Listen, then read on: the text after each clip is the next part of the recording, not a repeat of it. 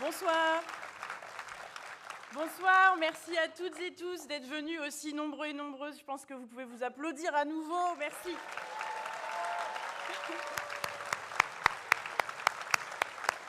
Merci également à tous les militants et les militantes qui ont été volontaires pour organiser cet événement. C'est grâce à elles et eux que ça va être un super meeting, donc à nouveau, merci.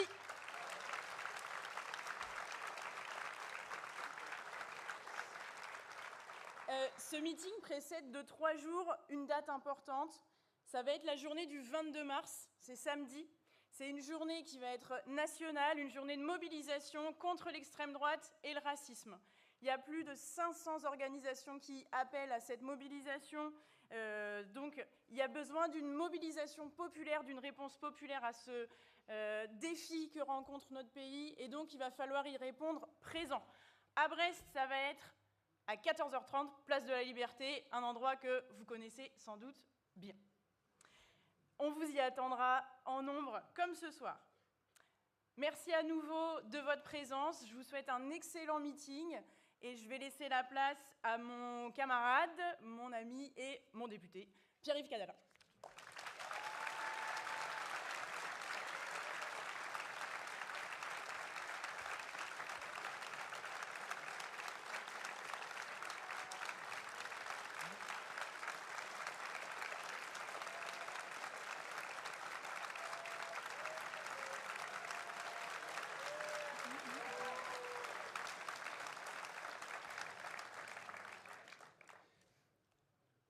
Alors que point le printemps, ses rayons réchauffent nos visages et les sourires reviennent comme autant de bourgeons et de promesses d'avenir. Alors que point le printemps, nous nous souvenons enfin. Le printemps revient toujours et avec lui, l'espoir en chacune et en chacun d'entre nous. Ce soir, par votre nombre, vous faites la démonstration éclatante que dans ce pays existe toujours bel et bien la puissance vive de l'idéal républicain d'égalité.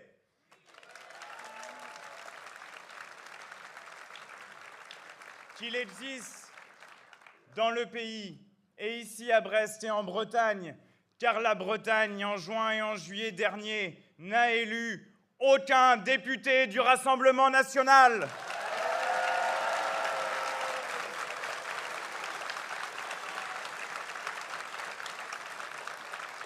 Nous nous trouvons ici ce soir ensemble pour lutter contre l'extrême droite, contre le racisme, contre toutes les formes de racisme. Et nous le savons, du fait des dernières élections, nous en avons reçu le mandat.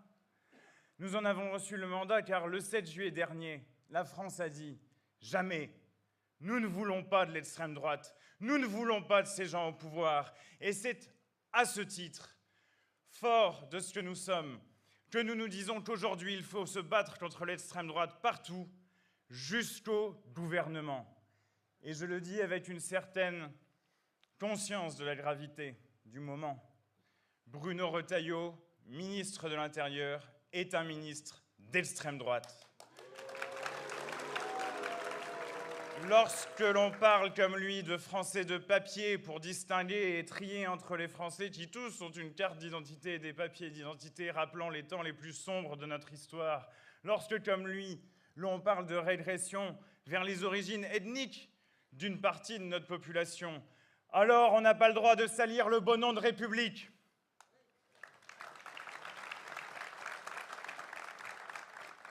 Et alors il a dit qu'il s'apprêtait à démissionner parce qu'il se prend à moitié pour le ministre des Affaires étrangères en ce moment, à régler les relations avec l'Algérie. Bon, ça n'a pas l'air de déranger le grand monde dans ce gouvernement de bras cassés. Et finalement, Bruno Retailleau a dit « Oh, je m'en vais si je n'y arrive pas ». Eh bien, qu'il s'en aille. Qu'il s'en aille et s'il ne s'en va pas, nous allons le censurer, lui et son gouvernement.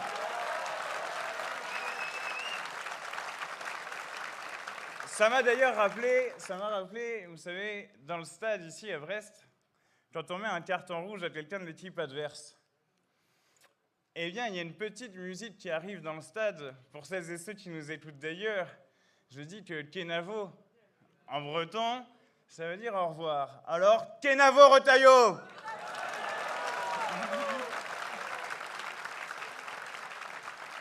Et cet homme, à vrai dire, se surpasse. Dans Le Progrès, dans un entretien qu'il a donné au quotidien Le Progrès, il écrit « L'immigration n'est pas une chance pour la France, je persiste et je signe.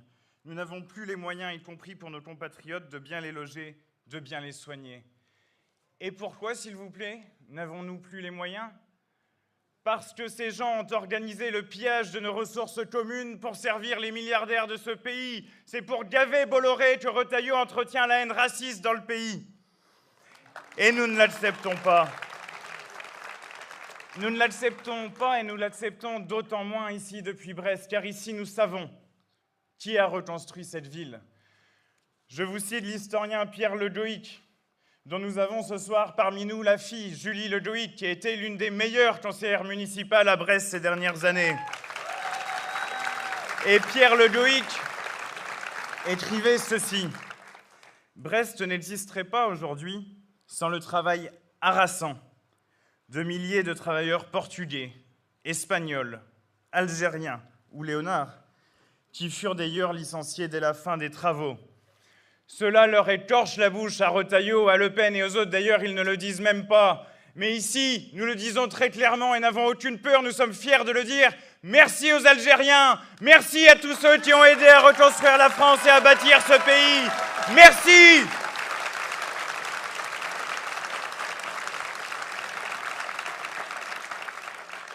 Et alors, une fois qu'on est passé à ce représentant de l'extrême droite au gouvernement, on peut continuer sur sa source d'inspiration. Marine Le Pen. Alors, on a fait un peu les archives. Marine Le Pen, en 2012, lorsque Jean-Luc Mélenchon avait mené le combat courageux de s'opposer à elle dans le Nord-Pas-de-Calais, Marine Le Pen disait cela. « À chaque fois que des types crient « Vive Mélenchon », ce sont des Français d'origine maghrébine. Alors, entre nous, tu m'étonnes quand même qu'ils ne crient pas « Vive Le Pen ».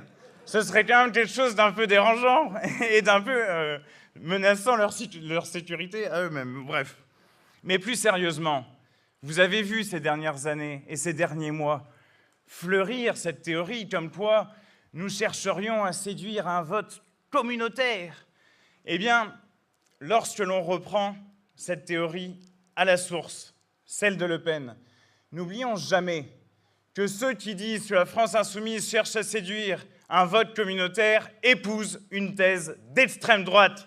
Ils en sont donc responsables s'ils l'emploient, bien entendu. Et ici, à Brest, où comme député de la République, je suis fier et heureux d'accueillir Jean-Luc Mélenchon, ici, d'où qu'on vienne, quel que soit notre parcours, quelle que soit notre confession religieuse, eh bien nous pouvons le dire, vive Mélenchon, vive l'unité populaire, vive la République en France.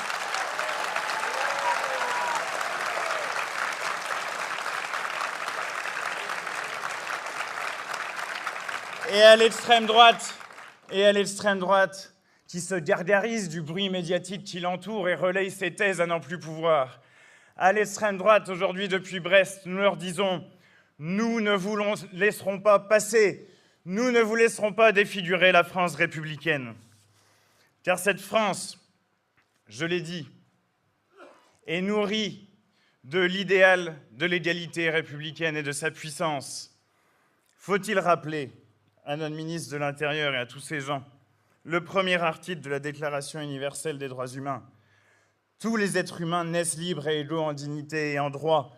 Voici la République universelle, voici ce pourquoi nous allons déferler en nombre dans le pays samedi 22 mars et ici à 14h30, ce samedi, place de la Liberté, la bien nommée Liberté.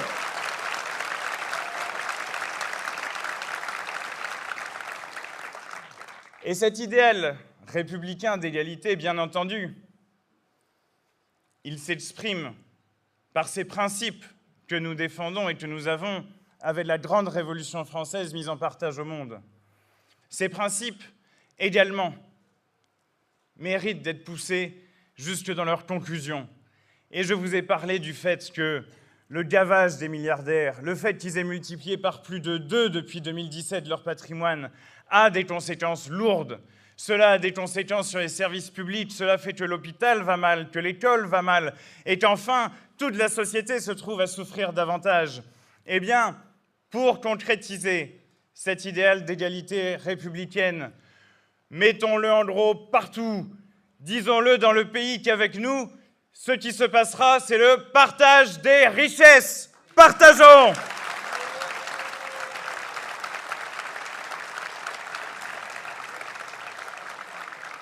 Je tiens aussi à soutenir, parce que c'est dans les collectifs que se forment les mobilisations, et je remercie toutes celles et tous ceux qui ont participé à l'organisation de ce meeting. Je tiens à soutenir fortement la mobilisation étudiante déclenchée aujourd'hui à l'IUT de Lannion pour protester contre la baisse des budgets de l'enseignement supérieur et de la recherche. Ces jeunes protègent notre avenir lorsqu'ils se mobilisent ainsi.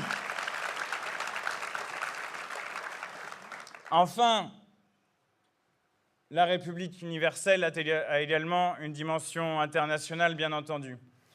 C'est pourquoi je vais vous faire part de l'avancée, pas à pas, d'un projet qu'en votre nom je porte, celui de l'Institut des Nations Unies de la mer, de coopération scientifique et internationale, qui serait créé à Brest et qui aurait, à l'heure où tout le monde proclame l'année de la mer, puisque nous accueillons à Nice un sommet des Nations Unies sur la mer, qui aurait non seulement ici une dimension locale, bien entendu, nous serions ravis de l'accueillir, mais il aurait une grande dimension nationale et internationale, surtout au moment où les États-Unis du fasciste Trump s'en prennent à l'ONU et au multilatéralisme. Voici ce que nous devons envoyer comme signal au pays. Et la solidarité internationale se lie également dans les lettres. Donc vous savez, nous partageons tous le goût. Alors je veux terminer par ce poème d'Abdelatif Lahabi, grand poète et grand soutien de la cause palestinienne. Abdelatif Lahabi écrit ceci. « Ce n'est pas une affaire d'épaule ni de biceps que le fardeau du monde. Ceux qui viennent à le porter sont souvent les plus frêles. Eux aussi sont sujets à la peur, au doute, au découragement. Et on arrive parfois à maudire l'idée ou le rêve splendide qui les ont exposés au feu de la géhenne. Mais s'ils plient, ils ne rompent pas. Et quand par malheur fréquent on les coupe et mutile, ces roseaux humains savent que leur corps lardé par la traîtrise deviendront autant de flûtes que des bergers de l'éveil emboucheront pour capter et convoyer jusqu'aux étoiles la symphonie de la résistance. Sur ces mots, je vous prie d'accueillir Jean-Luc Mélenchon, grand partisan de la 6e République, du partage des richesses, grand porteur des idéaux humanistes, que nous sommes ravis d'accueillir ici.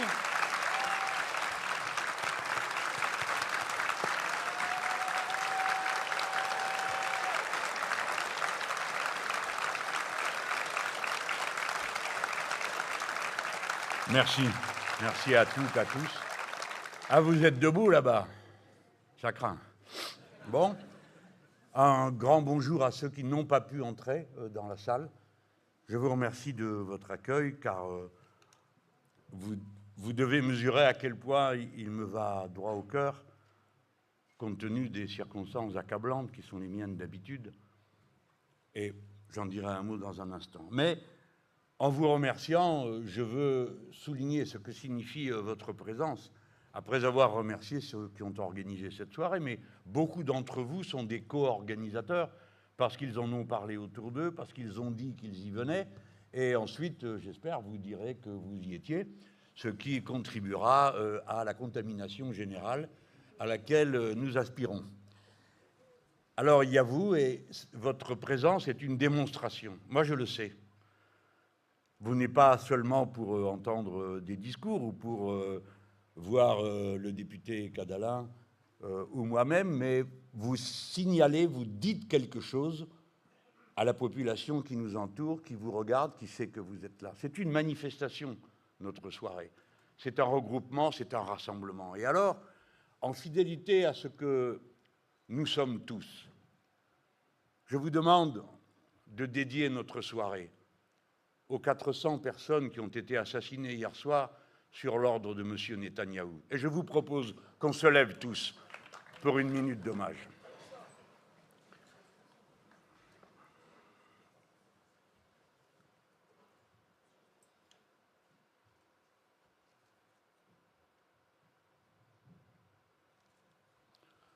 Merci, mesdames, messieurs.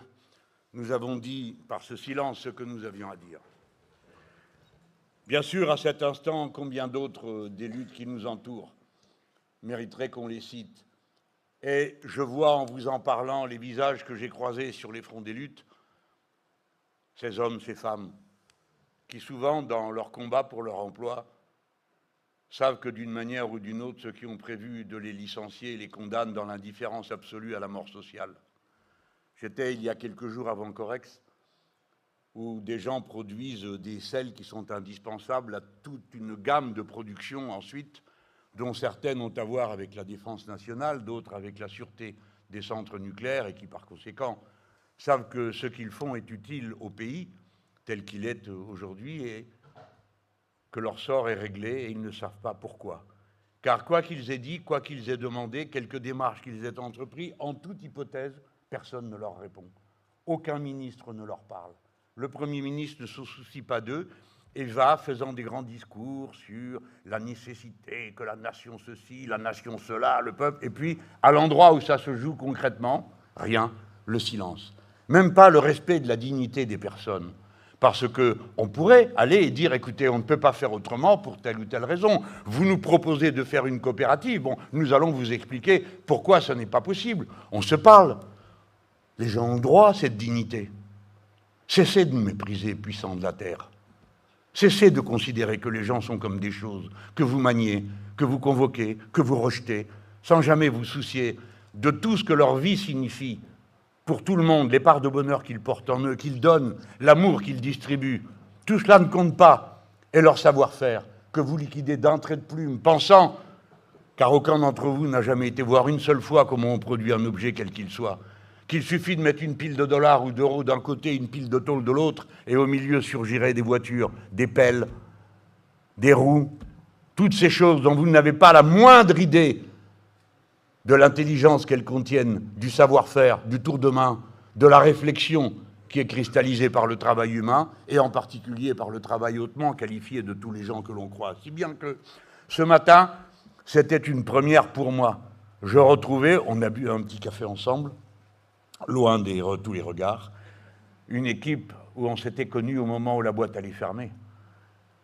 Et moi, j'ai l'habitude maintenant de croiser ces regards d'hommes, de femmes, qui ne savent plus, ça va se faire, ça ne va pas se faire, on va se tirer d'affaire, on ne va pas y arriver. Le gars, la fille qui mène le syndicat, que d'habitude on chahute un peu, et puis quand ça va mal, alors là tout le monde rapplique et demande, et alors qu'est-ce qu'on fait? Ah, tu sais pas ce qu'on doit faire? Ce poids que tu as sur le dos, quand il faut trouver la solution et la proposer aux autres, entraîner les camarades, faire cesser les disputes. Et puis après, tu rentres à la maison, c'est pas simple non plus d'expliquer pourquoi on fait tout ça, est-ce qu'il vaudrait pas mieux faire autrement pour se tirer d'affaire tout seul. Toutes ces choses, je les ai vues tellement de fois dans ma vie de militant, et elles se répètent. Et ce matin, c'était juste du pur bonheur, parce que leurs emplois, mais c'est il y a longtemps, hein, c'était il y a 14 ans, je crois, et ils sont tirés d'affaire devant le bateau L'Espoir. Alors, il paraît que maintenant, vous allez manifester à chaque coup qu'il y a un truc là-bas devant le bateau. Et moi, je me disais, mais c'est quand même un drôle de bateau. Il a une drôle de tête. Alors, heureusement, on m'a tiré d'affaire. On m'a dit, ah, c'est pas un bateau, on l'a juste construit pour montrer qu'on savait le faire et pour qu'il soit là et qu'il représente qui nous sommes. C'est la lutte. La seule bataille qu'on perd, c'est celle qu'on ne mène pas. Celle-là, on est sûr de la perdre. Mais aussi longtemps qu'il reste un souffle de vie, comme chacun le sait, aussi bien pour la lutte collective que pour la vie individuelle, c'est par la lutte et la volonté de vivre qu'on se sort à tout instant des pires impasses, y compris celles qui vous frappent dans la vie privée. Alors, tout ça, mis bout à bout, me fait dire et garder l'optimisme qui est celui de l'action, quand la raison vous dit « je crois bien que c'est perdu ». Mais quand bien même ce serait le cas, il n'y a de dignité humaine qu'à tenir la tête bien haute et à regarder en face la diversité de l'attaque qui se porte et à en relever le défi. Mon premier message pour vous ce soir, dans le cadre de la campagne que le mouvement Insoumis a entrepris, c'est un message d'alerte. Et comme je suis fier dans cette alerte, vous connaissez mon âge, il y en a quelques-uns dans la salle qui ne doivent pas être très loin de moi, hein, ou après ou avant. Quelle fierté c'est pour nous de voir que ce que nous avons mis tant d'années à construire, à la fin, donne à cette étape une équipe comme celle-ci. Pierre-Yves Cadalin, Cécile Baudouin. Ces deux jeunes gens qui sont de milieux populaires, dont les parents ont fait les efforts qu'il fallait et eux ont su prendre ce qui leur était donné comme une opportunité pour aller le plus loin possible. Et les voici, l'un et l'autre, docteurs à l'université. Je suis affreusement jaloux. Et pas moi. Et ils représentent aujourd'hui le peuple français. Oui, pas seulement le peuple d'une circonscription, le peuple français. Et comme je suis fier de voir que tous ces efforts, pas seulement les miens comme fondateur du mouvement, mais les vôtres, vous autres les gars de ce matin, c'est vous aussi qui les avez portés pour l'élection. C'est vous aussi qui leur avez appris ce que c'est que d'être syndiqué, comment on fait, qu'est-ce qui se passe, comment on travaille. Et voici donc que le combat se prolongera et la relève est là. Cette relève, je la vois partout dans le pays. Ce sont nos enfants. Je n'y mets aucun paternalisme, sachant que je m'adresse à des députés. Mais je préviens les autres. La jeune génération qui arrive, ce n'est pas celle que vous allez domestiquer comme vous avez souvent eu la main sur celle des années 90, qui ne rêvaient que de réussite individuelle, de compétition, et il y avait même des chefs pour leur dire « Ah, gagner, quel beau mot !» C'est une autre génération à laquelle vous avez affaire. Et des fois, ce sont vos propres gosses puissants de la terre qui renient le monde que vous leur avez laissé, parce qu'ils savent que ce monde n'est pas un monde fait pour les êtres humains, c'est un monde qui est fait pour l'argent. L'argent, l'argent, l'argent. Tout ce qui vous intéresse en toutes circonstances. Et cette génération est extraordinairement exigeante.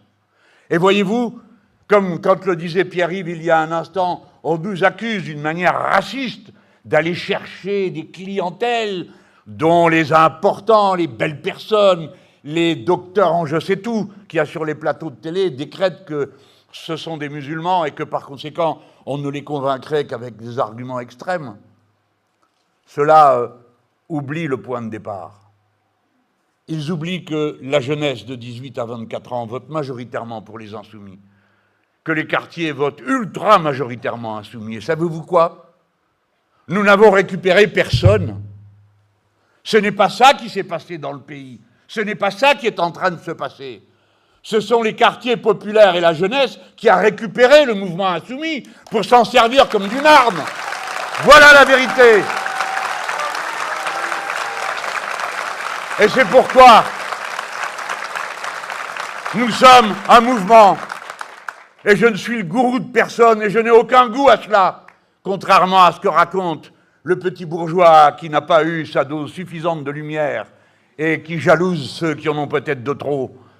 Alors eux, peut-être, ont envie d'être gourous de la plume, de l'article qui tue, qui assassine, qui insulte. Mais pas moi. Je suis content comme je suis, avec ce qu'on m'a donné d'affection, d'amour, de camaraderie. Et je n'ai le goût de tyranniser personne. D'ailleurs, je ne me mêle pas du 10e des affaires qu'on m'impute. Mais je ne suis pas assez lâche pour reporter sur les autres les responsabilités quand parfois on se prend les pieds dans le tapis. On fait équipe. Et les gens sont pareils. Alors, on vous dit Mélenchon par-ci, Mélenchon par-là. Vous vous rappelez plus pourquoi, d'ailleurs? Moi non plus, je ne sais pas. Qu'est-ce que je leur ai fait? Alors, voilà qu'on me repeint en antisémite. Mais j'ai toujours été antiraciste, je ne vois pas pourquoi je distinguerais dans les racismes. Pour moi, c'est tout temps que le racisme, et je vais en parler maintenant. Mais je dis mais c'est vrai pour tous les autres. Enfin, c'est incroyable. C'est un de nos députés que le mouvement insoumis a fait élire, et personne d'autre. Ah, il a la peau noire. Ah, il est travailleur social. Et qui subit un délit de faciès en pleine assemblée par un ministre qui a l'insolence de lui parler comme il lui parle, qui ne connaît même pas les règles du fonctionnement républicain. On ne parle pas comme ça à un député, monsieur Ratapoil. On se tient poliment, on lui parle avec respect, on l'appelle par son nom, et on ne fait pas des allusions vicieuses. Et on ne donne pas raison à des bougres qui insultent un député en le tutoyant et en le menaçant de le taser. C'est nous, dont les camarades femmes subissent l'insulte permanente, odieuse, les appels au meurtre, avec les mots du racisme. C'est moi qu'on a essayé de tuer 2 fois dont on a saccagé la maison, c'est nous qui sommes les racistes. Qu'est-ce que c'est que cette histoire? Et parce que j'ai dit, ça suffit sur un plateau de télé, parce que j'en avais jusque-là, et comprenez-moi bien, regardez le vice de ces gens. Oui, il y a peut-être une allusion, comme ils sont complètement obsédés, qu'ils ont à la maison les collections d'affiches d'extrême droite que leur avaient laissées leurs grands-parents, ils les regardent tous les 5 minutes. Ah, celle-là, je la connais. Pas de bol, nous, on n'a pas ces affiches. On n'est pas au courant, on ne sait pas. D'accord? 7 jours, ça a duré. Ça fait 7 jours qu'ils nous cassent les pieds avec un visuel qui n'est plus aujourd'hui diffusé que par l'extrême droite et les journalistes. Ils se repaissent du délice de voir si quelqu'un ne voudrait pas avouer. Il avouerait, on pourrait le punir, et ensuite on chercherait ses complices, qui eux aussi auraient droit à la poussette, à la question ordinaire, et peut-être même à l'extraordinaire, pour que de nouveaux aveux viennent nourrir le dossier. Voilà, c'est ça. Ça s'appelle les médias. Et ils croient qu'on les croit. C'est ça qui est extraordinaire. Ils croient que le peuple français ne sait pas que 90% des médias appartiennent à 9 personnes, milliardaires, et qui perdent de l'argent avec ces médias. Et ils croient que vous êtes tellement limité dans vos capacités à comprendre que vous ne vous posez pas la question de savoir pourquoi ces gens acceptent de perdre de l'argent pour posséder des journaux qui ne leur rapportent rien, alors que le reste du temps, ils vous couperaient les cheveux pour en faire des édredons s'ils pouvaient. D'accord? Eh bien, je leur dis, les gens le savent. Les gens savent tout ça. Et le moment venu, ils prendront leurs décisions en sachant que vous êtes des sortes de rebouteux de la pensée collective. Alors, des rebouteux parce que vous n'êtes pas là pour aider les gens à penser, vous êtes là pour les empêcher de penser. Et vous allez continuer à faire venir vos sondeurs, ces pitres qui ont annoncé 27 fois de suite sur 27 enquêtes que nous avions perdu les élections législatives pour nous casser les jambes et que le RN les avait gagnées pour encourager le vice en ayant l'impression morale importante pour le petit bourgeois d'avoir dénoncé et mis en valeur, et encore, et encore, et encore. Mais c'est nous qui avons gagné. Et qui a fait la victoire? Les quartiers populaires et la jeunesse, qui sont sortis cette fois-là et qui ont été votés en masse avec des scores tels que nous avons écrabouillé le RN, ce que nous recommencerons la fois prochaine, et la fois d'après, et encore après. Voilà la vérité. Regardez-moi bien, ça fait 7 jours que vous nous tirez dessus. Ça passe à travers. Ou presque. Ou presque, je suis obligé de le dire. Bref, les gens, je suis venu vous dire que ça va turbuler. J'ai cherché dans le dico turbuler. Ah, alors turbuler de turbulence. Ça me plaît, je crois que c'était Chevènement qui avait dit ça une fois, non? Que ça allait turbuler. Bon, alors j'ai regardé, puis c'est un thème de marine, ça tombe bien, pour Brest, ça fait couleur locale. Alors, dans la marine, ça veut dire passer par-dessus bord l'eau qu'il y a dans la cale. Vous dites oui, vous savez ça d'où, vous? Moi, je ne savais pas ça avant tout à l'heure. Vous avez jeté beaucoup d'eau des cales, vous?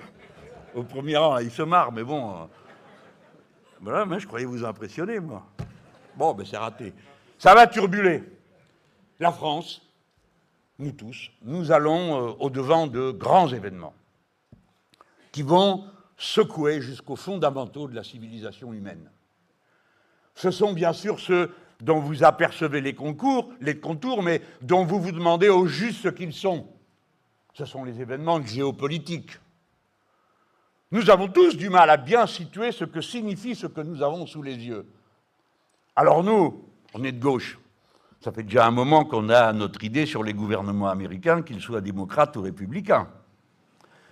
Mais même nous, on se dit quand même, ça fait beaucoup, quoi. Quand même. D'accord, ils ne brûlent pas les livres comme les nazis, mais ils les foutent dehors des sites Internet. Donc, il y a des mots interdits. Femmes, voilà, des choses comme ça. Vous voyez? Non, interdits. Et puis, il y a quoi encore? Des centres scientifiques, où on supprime les crédits, des gens qu'on fout dehors à l'appel, si j'ose dire. Et tout ça paraît absolument incroyable. Et on essaye de comprendre ce que ça signifie. Je vais essayer de vous en donner ma vision. Mais il y a ces événements géopolitiques. Du coup, comme tous ces gens, ces dirigeants européens, qui sont tous plus atlantistes les uns que les autres, qui, dès qu'il y a un génocide, regarde de l'autre côté si les assassins sont de leur bord. Alors, ils sont complètement désorientés. Ils ne savent plus quoi penser. Comment l'oncle Sam n'est plus là? Ah, nous ne sommes plus sous sa protection. Vous êtes tel nigaud. Ils croyaient réellement que les États-Unis d'Amérique étaient prêts à se faire vitrifier leur territoire pour eux. Mais on vous dit depuis le début qu'il faut sortir de l'OTAN, parce que jamais les États-Unis d'Amérique ne se feront vitrifier par qui que ce soit, pour qui que ce soit d'autre qu'eux-mêmes, évidemment. Et puis, qu'est-ce que vous avez cru? Que vous êtes protégés par l'OTAN? Mais ça, vous allez le raconter quand vous faites vos réunions. Mais nous, on sait de quoi on parle. Il y a du monde partout, des insoumis. D'abord, on est capable d'étudier, vous avez vu le niveau quand même. Hein? Et puis, deuxièmement, tout le monde parle. Il n'y a pas un avion américain qui décolle s'il n'y a pas une autorisation de l'état-major. Vous m'entendez? Vous avez bien compris? L'avion décolle même pas. Parce que les missions doivent être signalées. Et ensuite, quand elles ont lieu, elles sont suivies tout le long. Et la cible désignée doit être indiquée avant. Le porte-avions Charles de Gaulle que nous avons, quand nous avons refusé d'aller à la Deuxième Guerre du Golfe, à juste titre, ils nous ont mis un embargo sur les équipements. On n'avait pas les équipements. Quel équipement? La catapulte. Aller faire marcher un porte-avions sans catapulte, c'est pas possible. Alors si même nous, les Français, nous étions pris au piège, vous imaginez les autres, vous croyez que ça les a calmés? Est-ce qu'ils sont en train de dire, ah ben si c'est comme ça, on va peut-être pas acheter de F-35? Non, non, non. Ils continuent à écrire des paquets de textes, dont le livre blanc de la défense, que ils ont jusqu'au dernier moment continué à changer des pages. Et dedans, qu'est-ce qu'ils disent? Le pilier européen de la défense de l'OTAN. Notre blablabla, blablabla, blablabla. Vous êtes des imbéciles. Voilà ce que vous êtes. Vous ne savez rien faire. Vous avez été pris à défaut. Ça fait des années qu'on vous dit. Et je lis des fois que c'est moi qui me suis trompé. Pardon? C'est vous qui vous êtes trompé. Vous avez raconté pendant des années quelque chose qui n'existe pas, des tas de braves gens qui vous ont cru, qui se sont dit, bon, il vaut mieux être allié, quoi. Il vaut mieux être allié avec les Américains. Bon. Alors, au passage, ils nous ont libérés, ils nous ont ci, ils nous ont là. Enfin, bref, la légende dorée. Il n'y a pas eu un soviétique qui est mort. Il y en a quand même une quinzaine de millions qui sont morts dans cette affaire pour abattre le Troisième Reich. Bon, alors, toute cette légende dorée, vous avez fini par y croire. Mais elle n'existe pas. Et c'est la raison pour laquelle les Français ont mis au point un autre système, puisque celui qui l'a mis en place est quelqu'un qui avait eu l'expérience de ce que c'est d'être dans la main des autres. Parce que, voyez-vous, la première terre qui se soit libérée et qui ait décidé en tant que telle de rejoindre la France libre, c'est Saint-Pierre-et-Miquelon. Il n'y a pas que vous à l'île de Saint. Mais déjà à l'île de Saint. Ça restera pour toujours. Un modèle, un exemple. Mais là-bas, c'était Saint-Pierre-et-Miquelon. Les gens décident de rallier la France libre. C'est l'amiral Muselier. Alors, le petit-fils n'est pas aussi brillant. Mais bon, il décide de rejoindre la France libre. Qui s'y oppose? Les États-Unis d'Amérique, lesquels ont soutenu Darlan jusqu'au bout, qui était le Premier ministre de Pétain. On ne peut pas oublier ça, nous. Les autres, ils oublient ce qu'ils veulent, pas nous. Pas nous. Et donc, le général décide qu'on fait une défense autonome, nous tout seuls, et avec un système qui s'appelle la dissuasion, qui mérite réflexion. Ça mérite quand même qu'on y réfléchisse, ça n'a rien de naturel, d'évident. La menace est terrifiante. Je vous parle de ça parce qu'il va falloir faire face à ça maintenant. Mais la menace est terrifiante, c'est de dire pour un coup, nous rendons par une frappe nucléaire. Si nos intérêts vitaux sont en cause. C'est quoi vos intérêts vitaux? C'est nos intérêts vitaux. On ne vous le dit pas, vous verrez bien. Faites pas. Et l'Europe ne sera jamais un théâtre de guerre. C'est ça la doctrine française. Nous ne permettrons pas que l'Europe soit un théâtre de guerre. Donc nous ne permettons pas qu'on y mette des missiles. C'était donc une idiotie absolue que d'avoir accepté, comme l'a fait François Hollande, qu'on installe des batteries de missiles en Pologne. On a demandé l'avis de la France, il a dit j'ai exprimé mes réserves. Tu parles que les gringos, les réserves du français, qu'est-ce qu'ils en ont à faire? C'est où tu dis oui ou tu dis non, mon gars. Nini, ça marche dans tes congrès, mais pas dans la vie. Dans la vie, il faut savoir ce que tu veux. Si tu veux ou si tu veux pas. Si tu veux pas, tu le dis. Et si les Français veulent pas, ça se fait pas. Pourquoi? Parce que c'est nous les plus forts. Voilà. Alors, donc, nous avons ça. Dites donc les gens, vous ferez bien de vous en soucier, Parce que vous êtes une cible. Je ne sais pas si on vous l'a dit. Tout le monde est conscient, hein. C'est ici qu'est la base de l'île Longue. D'accord? Il y a quoi? 9, 10 sous-marins? Il y en a toujours 3 en mer. Ceux-là, ils sont dédiés à exécuter l'ordre qui leur serait donné.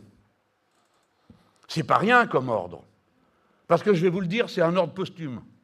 Comme on sait que les Français vont faire ça, il faut les frapper d'abord, eux. Et il faut les frapper au point sensible. Qu'est-ce que vous croyez? Bien sûr, le territoire national en permanence est surveillé par les radars, les installations que nous avons, la chasse. Oui, oui, c'est vrai tout ça. Et on ne va enlever le mérite de personne de faire ce boulot-là. Mais vous connaissez un bouclier de cette nature qui est à 100% fiable? Ben non, ça n'existe pas. Tout le monde le sait que ça n'existe pas. Par conséquent, nous recevrons un coup. Je dis ça parce que moi, je vois des guerriers de plateau qui décident de la vie des autres assez tranquillement. Nous allons faire ceci, nous allons faire cela. Et puis après, ils vous sortent de derrière les fagots des énergumènes complètement exaltés qui disent « Oui, nous voulons donner des armes pour des tirs profonds sur la Russie. » Qu'est-ce que c'est un tir profond? C'est un tir qui vous vaudra une réplique. Voilà, c'est tout. Voilà ce que ça veut dire. Vous êtes prêts à la réplique? Je ne dis pas il faut céder à tout. Je dis on peut peut-être d'abord trouver d'autres chemins avant de se flanquer des tirs profonds. On peut peut-être essayer autre chose. On peut peut-être se parler différemment. On peut peut-être regarder de quoi est fait la demande des uns et des autres. On peut parler de garantie mutuelle. J'en ai parlé le premier, moi, incendié, capitular, munichois, je ne sais pas quoi. Eux, ils veulent faire la guerre. Parce qu'ils croient quoi?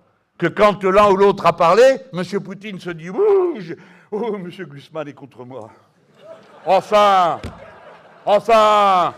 même moi, j'ai pas peur. C'est pas sérieux. C'est pas sérieux de faire ça. Si on se présente devant le peuple français, il faut faire des propositions qui tiennent debout. Parce que si par hasard c'est vous qui êtes élu, après il faut le mettre en œuvre. Il faut savoir quoi faire. Si vous vous êtes raconté des bobards avant, vous ferez que des bêtises après. Parce que c'est pas au moment où il faut agir qu'on se met à réfléchir, à aller voir dans les bulletins qu'est-ce que ça veut dire la conséquence de tel ou tel acte. Il faut y réfléchir avant. Nous ne sommes pas en état de menacer. Nous sommes en état de menacer si nous menaçons parce que nous voulons nous défendre. Alors après, ceux qui viennent nous raconter l'invasion de la France par la Russie, ok. Les plus vieux là-dedans, on s'est tapé ça la moitié de notre vie. Hein. C'était l'armée rouge, paraît-il, qui devait arriver en 48 heures depuis Berlin. À chaque fois, on s'est tapé ça, à chaque élection. Hein. Alors, comme on était tous mauvais plaisants, on disait « Oh, c'est pas grave, ils ont que 5000 chars, il faut 50 000 mecs pour les pousser. » Bon, parce qu'on blaguait déjà. C'était pas sérieux. C'était pas sérieux. Mais là, enfin, ça tient pas debout tout ça. C'est pas comme ça qu'aura lieu la guerre du XXIe siècle entre superpuissances. Elle aura lieu par la destruction des infrastructures sensibles. La guerre commencera dans l'espace. Mais si vous frappez à terre, vous serez frappé à terre. Elle aura lieu dans l'espace parce que les Nord-Américains ont décidé de le remilitariser et que les Français n'ont pas dit non. Alors que, jusque-là, c'était bien commun. Et maintenant, non seulement c'est plus bien commun, mais premier arrivé qui trouve quelque chose, il s'installe dessus, c'est à lui. Et alors, il y a un traité qui dit, bon, on va sécuriser, hein, pour pas qu'il y ait de malentendus. Donc, si on trouve quelque chose et qu'on s'installe, on sécurise avec des armes. Ça s'appelle le traité Artémis. Les Français ont signé ça. Ils avaient tellement honte, ceux du gouvernement, d'aller signer un truc pareil, qui est tellement la négation du vrai universalisme qui caractérise l'idéal républicain français.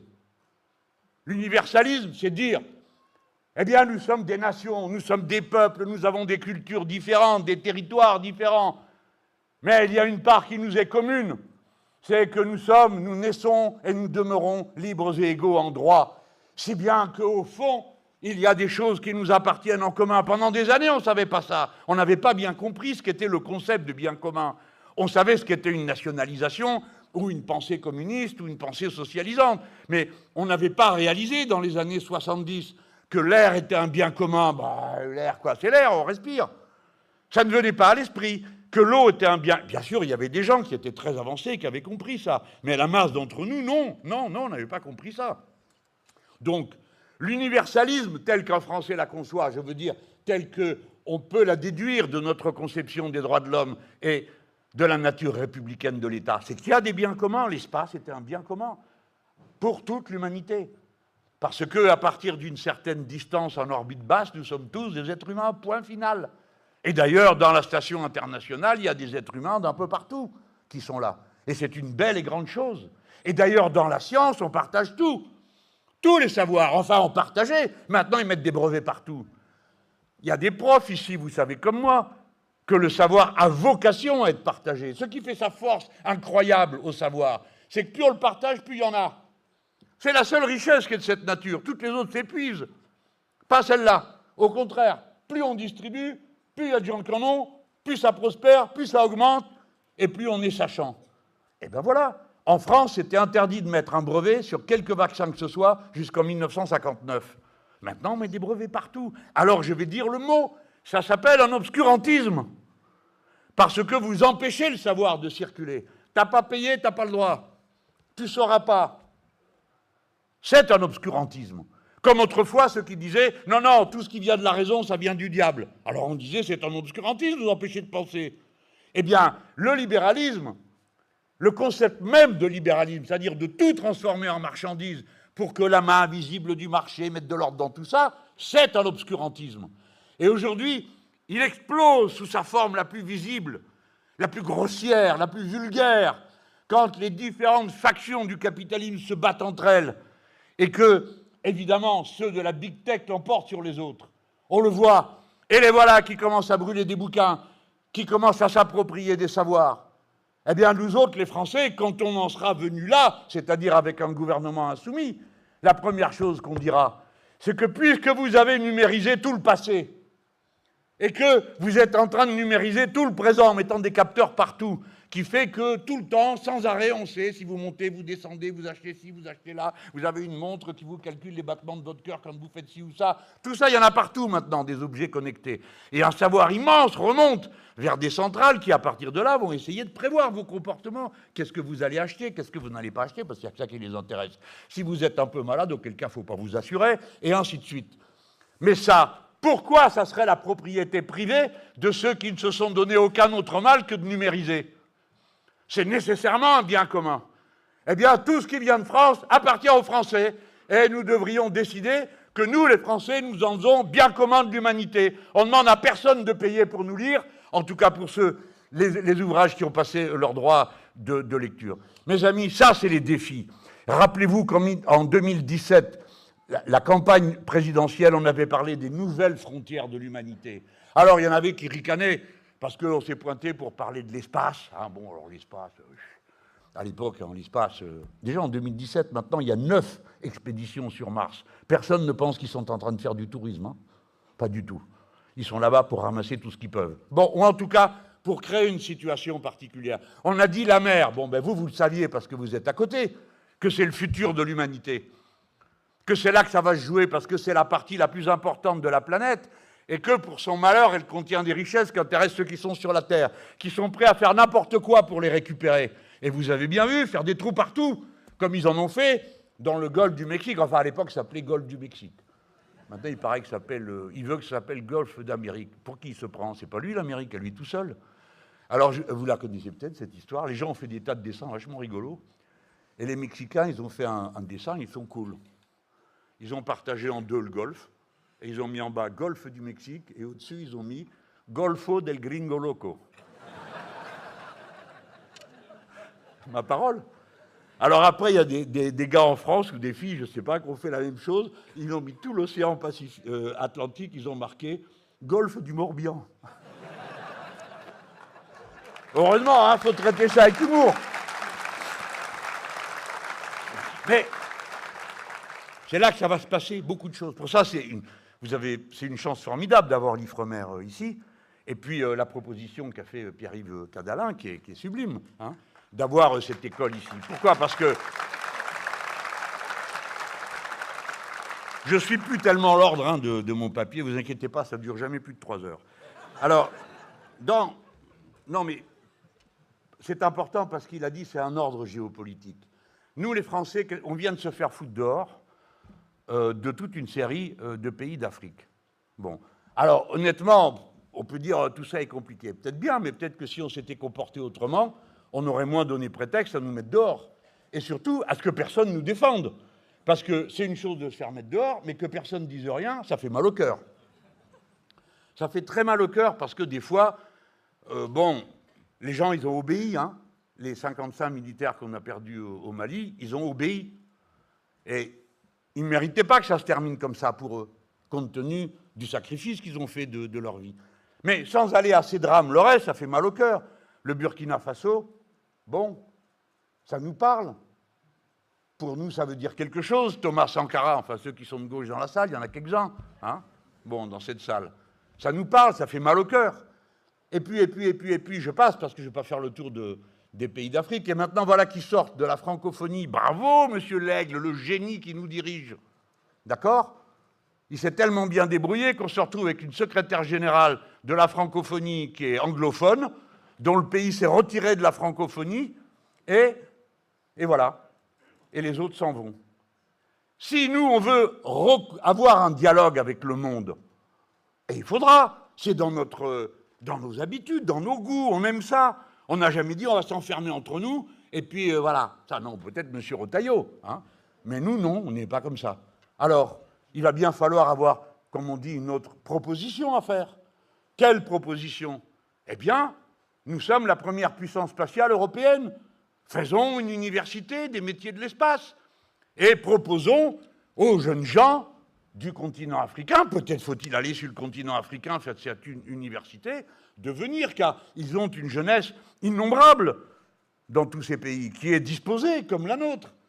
Mais ils sont tellement nombreux que là-dedans, il y a forcément qu'à tous un génie, hein, qui vont nous tirer d'affaire, qui vont trouver les solutions à des problèmes. Ou bien une université de la mer, j'y viens, ça fait partie de nos propositions. Chaque fois que j'en ai parlé à un chef d'État, que ce soit en Amérique du Sud ou que ce soit en Afrique, j'en ai pas connu un qui m'a dit c'est quoi ton truc, oh là là, bon. Non, c'est l'inverse. Ah oui, c'est intéressant, tout ça. Parce qu'on parle du reste. On parle des industries, on parle de ce qu'on met au service de ce genre de travail. L'intelligence du port de Brest, c'est de faire ça, c'est d'avoir pris comme un tout l'ensemble des métiers qui pouvaient avoir une connexion avec la mer, même si au départ, c'est pas évident que c'est là que ça se passe. Quand on fait de la récupération de matériaux qu'on va fondre, bon, bah, c'est pas évident que c'est un métier. Ça vient de la mer. Parce que c'est passé par 90% du commerce du monde se fait par la mer. Par conséquent, c'est pas une activité qui va reculer. Vous voyez, avec des propositions qui sont constructives, qui vont de l'avant, on recrée des liens entre les peuples. On n'est pas obligé de s'amener en disant « Vous voulez quoi, une ou deux casernes ?» Bon, non, on est au XXIe siècle. On a peut-être d'autres choses à proposer, nous les Français. Je dis nous sommes la première puissance spatiale européenne. Mais nous sommes le deuxième territoire maritime du monde et nous sommes incapables de le défendre. Alors je commence par dire ça, je vais vous parler de la dissuasion il y a un instant. À tous les scrogneux qui viennent faire des numéros de militaires de plateau, on va faire la guerre comme ci et comme ça, qui n'ont même pas l'air d'être au courant de ce qu'est la doctrine de leur propre pays en matière de défense. Si nous avons toujours la dissuasion nucléaire, je ne dis pas « je souhaite que », je dis « si c'est bien ça la doctrine, alors de quoi vous nous parlez quand vous nous parlez de nous armer ?» Nous armer, pourquoi faire? Il faut relancer l'industrie. Ah, ça on a compris. On sait que l'économie de guerre, c'est relancer la production des armes. Mais pour qui? Nous manquons d'armes, nous? Ah bon, il faut dire où? Il faut dire comment? Et il faut dire pourquoi? Parce que nous sommes le deuxième exportateur mondial d'armes. Alors comment le deuxième exportateur mondial d'armes manquerait d'armes? Peut-être, hein? Mais alors dites-le. Dites-nous quoi? Dites-nous où? On le voit arriver à la télévision, et de quoi il nous parle? D'une attaque hybride. Ça, c'est le grand mot maintenant. Pour dire que ça n'a pas appelé ça comme ils savent, alors bon, hybride. Alors la Russie a attaqué nos hôpitaux, il paraît. Évidemment, vous, bon, c'est pas votre truc, forcément. Alors vous écoutez, vous dites, tiens, qu'est-ce qu'il est en train de nous dire? On a été attaqué. Bah oui, vous posez une question légitime. On a été attaqué, on a répliqué ou pas? Vous ne savez pas, moi non plus. Mais si vous dites que quelqu'un vous a attaqué, ben, par la force des choses, compte tenu de ce qu'est notre doctrine, on aurait dû riposter. Peut-être qu'on l'a fait, au niveau où c'était. Mais entrer dans la logique, je riposte au niveau où c'est une autre logique de guerre. Vous voyez, je ne dis pas que la réponse à ces questions soit simple. Je dis seulement que si on formule mal le problème, on ne peut même pas discuter. Et on ne peut pas réfléchir, ni se demander qu'est-ce qu'on négocie. Ils sont tous là, honteux, parce qu'ils ont été foutus dehors de la discussion sur le cessez-le-feu à propos de l'Ukraine. Mais moi, ce qui me fait le plus mal au cœur, c'est pas qu'ils y soient pas, beaux à rien qu'ils sont. C'est qu'on n'y soit pas parce qu'on ne peut pas discuter de ce que nous, on a à dire dans cette histoire-là. Bien sûr, qu'on ne peut pas accepter que la Russie envahisse le voisin. Nous autres, les Français, nous sommes contre les invasions. On s'en est tapé 4 en un siècle et demi. Alors ça va, on n'est pas le peuple qui va avoir de la sympathie pour l'invasion. Nous-mêmes, on en a fait ici ou là. Ça s'appelait la colonisation. Je n'ai pas l'impression qu'on en ait gardé l'idée que c'était la bonne méthode pour les rapports avec les peuples, non? Bon. Donc on ne peut pas être d'accord avec ça. Alors, mais la guerre d'Ukraine a mis des choses en avant. Premièrement, là, la vie est plus dangereuse que jamais en ce moment. Pourquoi? Parce que tout le monde sait qu'on va vers le cessez-le-feu. Donc les deux puissances essayent de faire ce qu'elles peuvent pour avoir, au moment du cessez-le-feu, l'avantage territorial le plus grand. Et on le comprend, l'Ukraine, ils sont envahis. Et les Russes l'ont été par un petit bout, donc ils veulent faire dégager tout le monde de cette poche. Il y a une centrale nucléaire là-dedans. Il y en a 17 autres sur le territoire de l'Ukraine, dont Tchernobyl, qui, vous savez, quand il explose, ça ne vient pas chez nous, heureusement. Ben non, ben, le nuage, il est correct. On lui a rien fait, il fait le tour. Alors les autres, hein, ils avaient un contentieux parce qu'ils ont pris cher. Mais nous aussi, on a pris cher. Hein, bercés par des menteurs. Et maintenant, posez-vous la question, il paraît qu'ils distribuent des petits livrets pour savoir ce qu'on doit faire. Je vais vous en dire un mot, c'est quand même incroyable. Hein?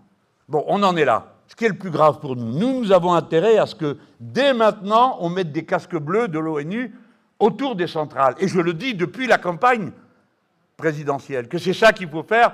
Bon, je croise les doigts comme vous tous, j'ai aucune envie d'avoir eu raison. Hein? Aucune, mais vraiment aucune. Parce que je sais ce que ça va nous coûter. Il y a ça. Et deuxièmement, nous les Français, puisqu'on a dit qu'on ne veut pas que l'Europe soit un théâtre de guerre, eh bien nous devons dire, à propos, puisqu'on est en train de discuter des garanties mutuelles que vous allez vous donner, vous autres les Ukrainiens avec vous autres les Russes, eh bien nous aussi, on a des garanties à demander. Rétablissement du traité qui interdisait la production et la mise en œuvre des missiles de portée intermédiaire de 500 à 5000 km. Parce que celui à 5000 km, c'est pour nous. D'accord ? Voilà. Alors les Américains ont décidé que ce traité n'existait plus. Alors eux, peut-être que ça ne leur pose pas un problème, mais à nous, ça nous pose un problème. Donc il faut que ça puisse être discuté dans les garanties mutuelles de sécurité. Parce que regardez bien, on dit, on veut des garanties mutuelles de sécurité pour l'Ukraine, mais nous, non, on va s'armer. Non, c'est pas sérieux. S'il y a des garanties mutuelles, nous voulons la paix pour de bon, la paix durable, sur tout le continent, avec tous les peuples. Donc pas de guerre, pas d'invasion, pas de bataille rangée. C'est fini, c'est une autre époque. Il n'y a plus urgent. Nous perdons notre temps. Je vous le dis avec autant de force que je peux le mettre. Nous perdons notre temps, car pendant ce temps-là, nous ne prenons aucune mesure. Nous ne mobilisons aucun argent pour faire face au vrai danger qui menace l'humanité tout entière, qui est le changement climatique et les conséquences du changement climatique. C'est ça la priorité, pas fabriquer des obus et des bombes.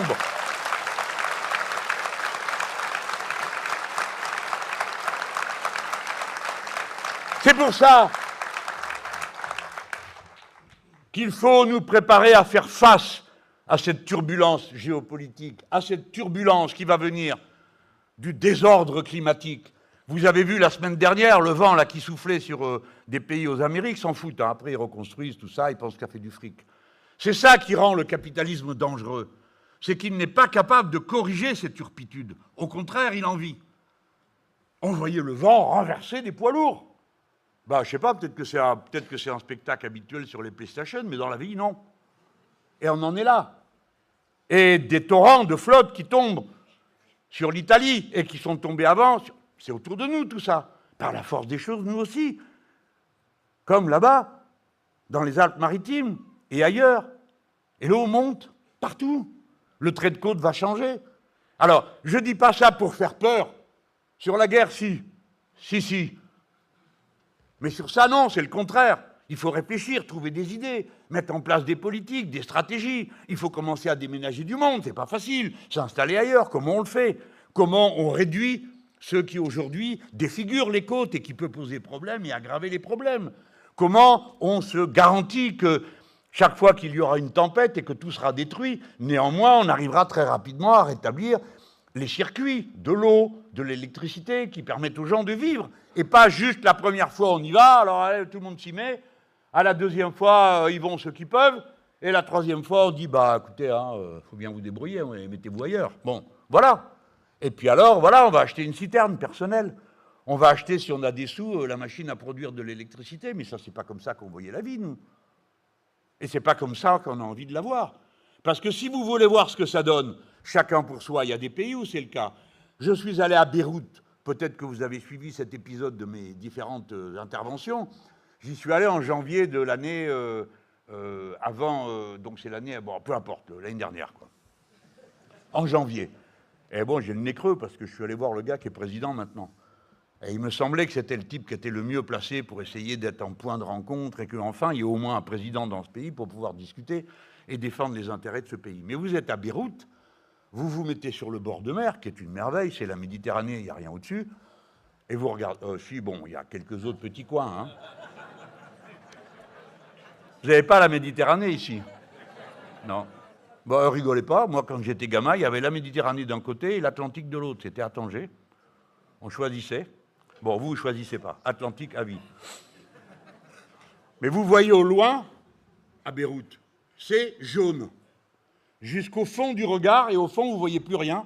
Pourquoi? Parce que tout le monde a sa petite machine qui fait tourner avec du gasoil ou du je sais pas quoi, qui pourrit l'atmosphère. Mais ils n'ont pas le choix, les gens. C'est pas qu'ils soient méchants ou malveillants ou imprudents. C'est qu'ils n'ont rien d'autre pour pouvoir obtenir l'électricité dont ils ont besoin. La solution collective est toujours meilleure que la solution individuelle, dans ces cas-là aussi. Ce qui permet à tout le monde de mener une vie digne est meilleur que la combine qui permet à chacun de s'en tirer, s'il s'en tire. Voilà pourquoi ce choc-là... Et puis, maintenant, il y a le fond du fond. Je vais en surprendre pas mal d'entre vous en leur apprenant que nous vivons dans une société capitaliste. Alors, non mais bon, tout le monde n'était pas au courant, si? Ah bon. Le capitalisme aussi, il a une histoire. Et il a des périodes de crise. Ces crises tournent toujours autour des mêmes thèmes. Aujourd'hui, vous êtes frappés par le fait que des gens s'enrichissent d'une manière extraordinaire. C'est vrai. Qui sont de plus en plus là à prendre, et ils prennent de plus en plus. Mais il ne faut pas que ça fausse le regard. C'est vrai, ça. Mais c'est une répartition à l'intérieur de la richesse produite, et donc de la part de la plus-value produite par le travail des travailleurs, la part gratuite. Mais si vous regardez globalement, depuis les années 60, ce système, il a besoin d'une croissance sans fin. Il faut toujours produire n'importe quoi, n'importe comment, le moins cher possible, mais qu'on en vende le plus possible. Le capital, ce n'est pas une chose, c'est un processus. C'est ce processus-là. Mais depuis les années 60, la croissance, que je viens de vous décrire, toujours plus, toujours plus, toujours plus, elle a diminué de moitié en Europe et aux Amériques. Si bien que ça veut dire que le rythme de l'accumulation s'est réduit de moitié. Et comme dans le même temps, la productivité du travail a cessé de faire les progrès qu'elle a fait pendant des décennies, il y a eu un moment où dans ce pays, c'était les travailleurs les plus productifs d'Europe. Alors, les autres, là, les pleurnicheurs, ils peuvent toujours venir à dire « oui, on travaille moins que les autres ». Ben, tant mieux, on travaille mieux. Ben, c'est la vérité.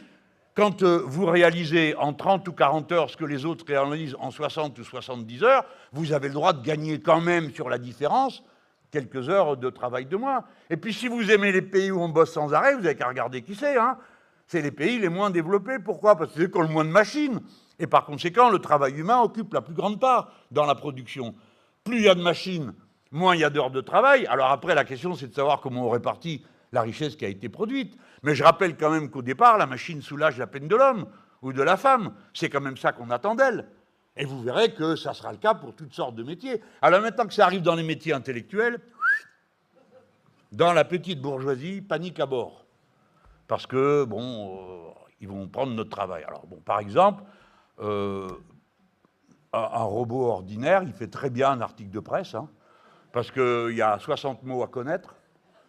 Vous les mettez dans un ordre, dans l'autre, etc. Alors, pour les commentaires sportifs, rigolez pas, les gars, ceux qui s'intéressent au sport, vous n'allez pas me dire que ça vous éblouit par la diversité du vocabulaire. Donc, s'il y en a un qui a gagné 10-0, vous pouvez mettre les adjectifs. Hein. Il n'y a pas besoin de réfléchir pendant des heures. Donc, ça se fait déjà. Hein. Il y a déjà des groupes de presse qui achètent un paquet comme ça. Et puis, les résultats électoraux. Eh ben, par exemple, le journal Le Monde, il y a une machine qui a fait ça, très bien.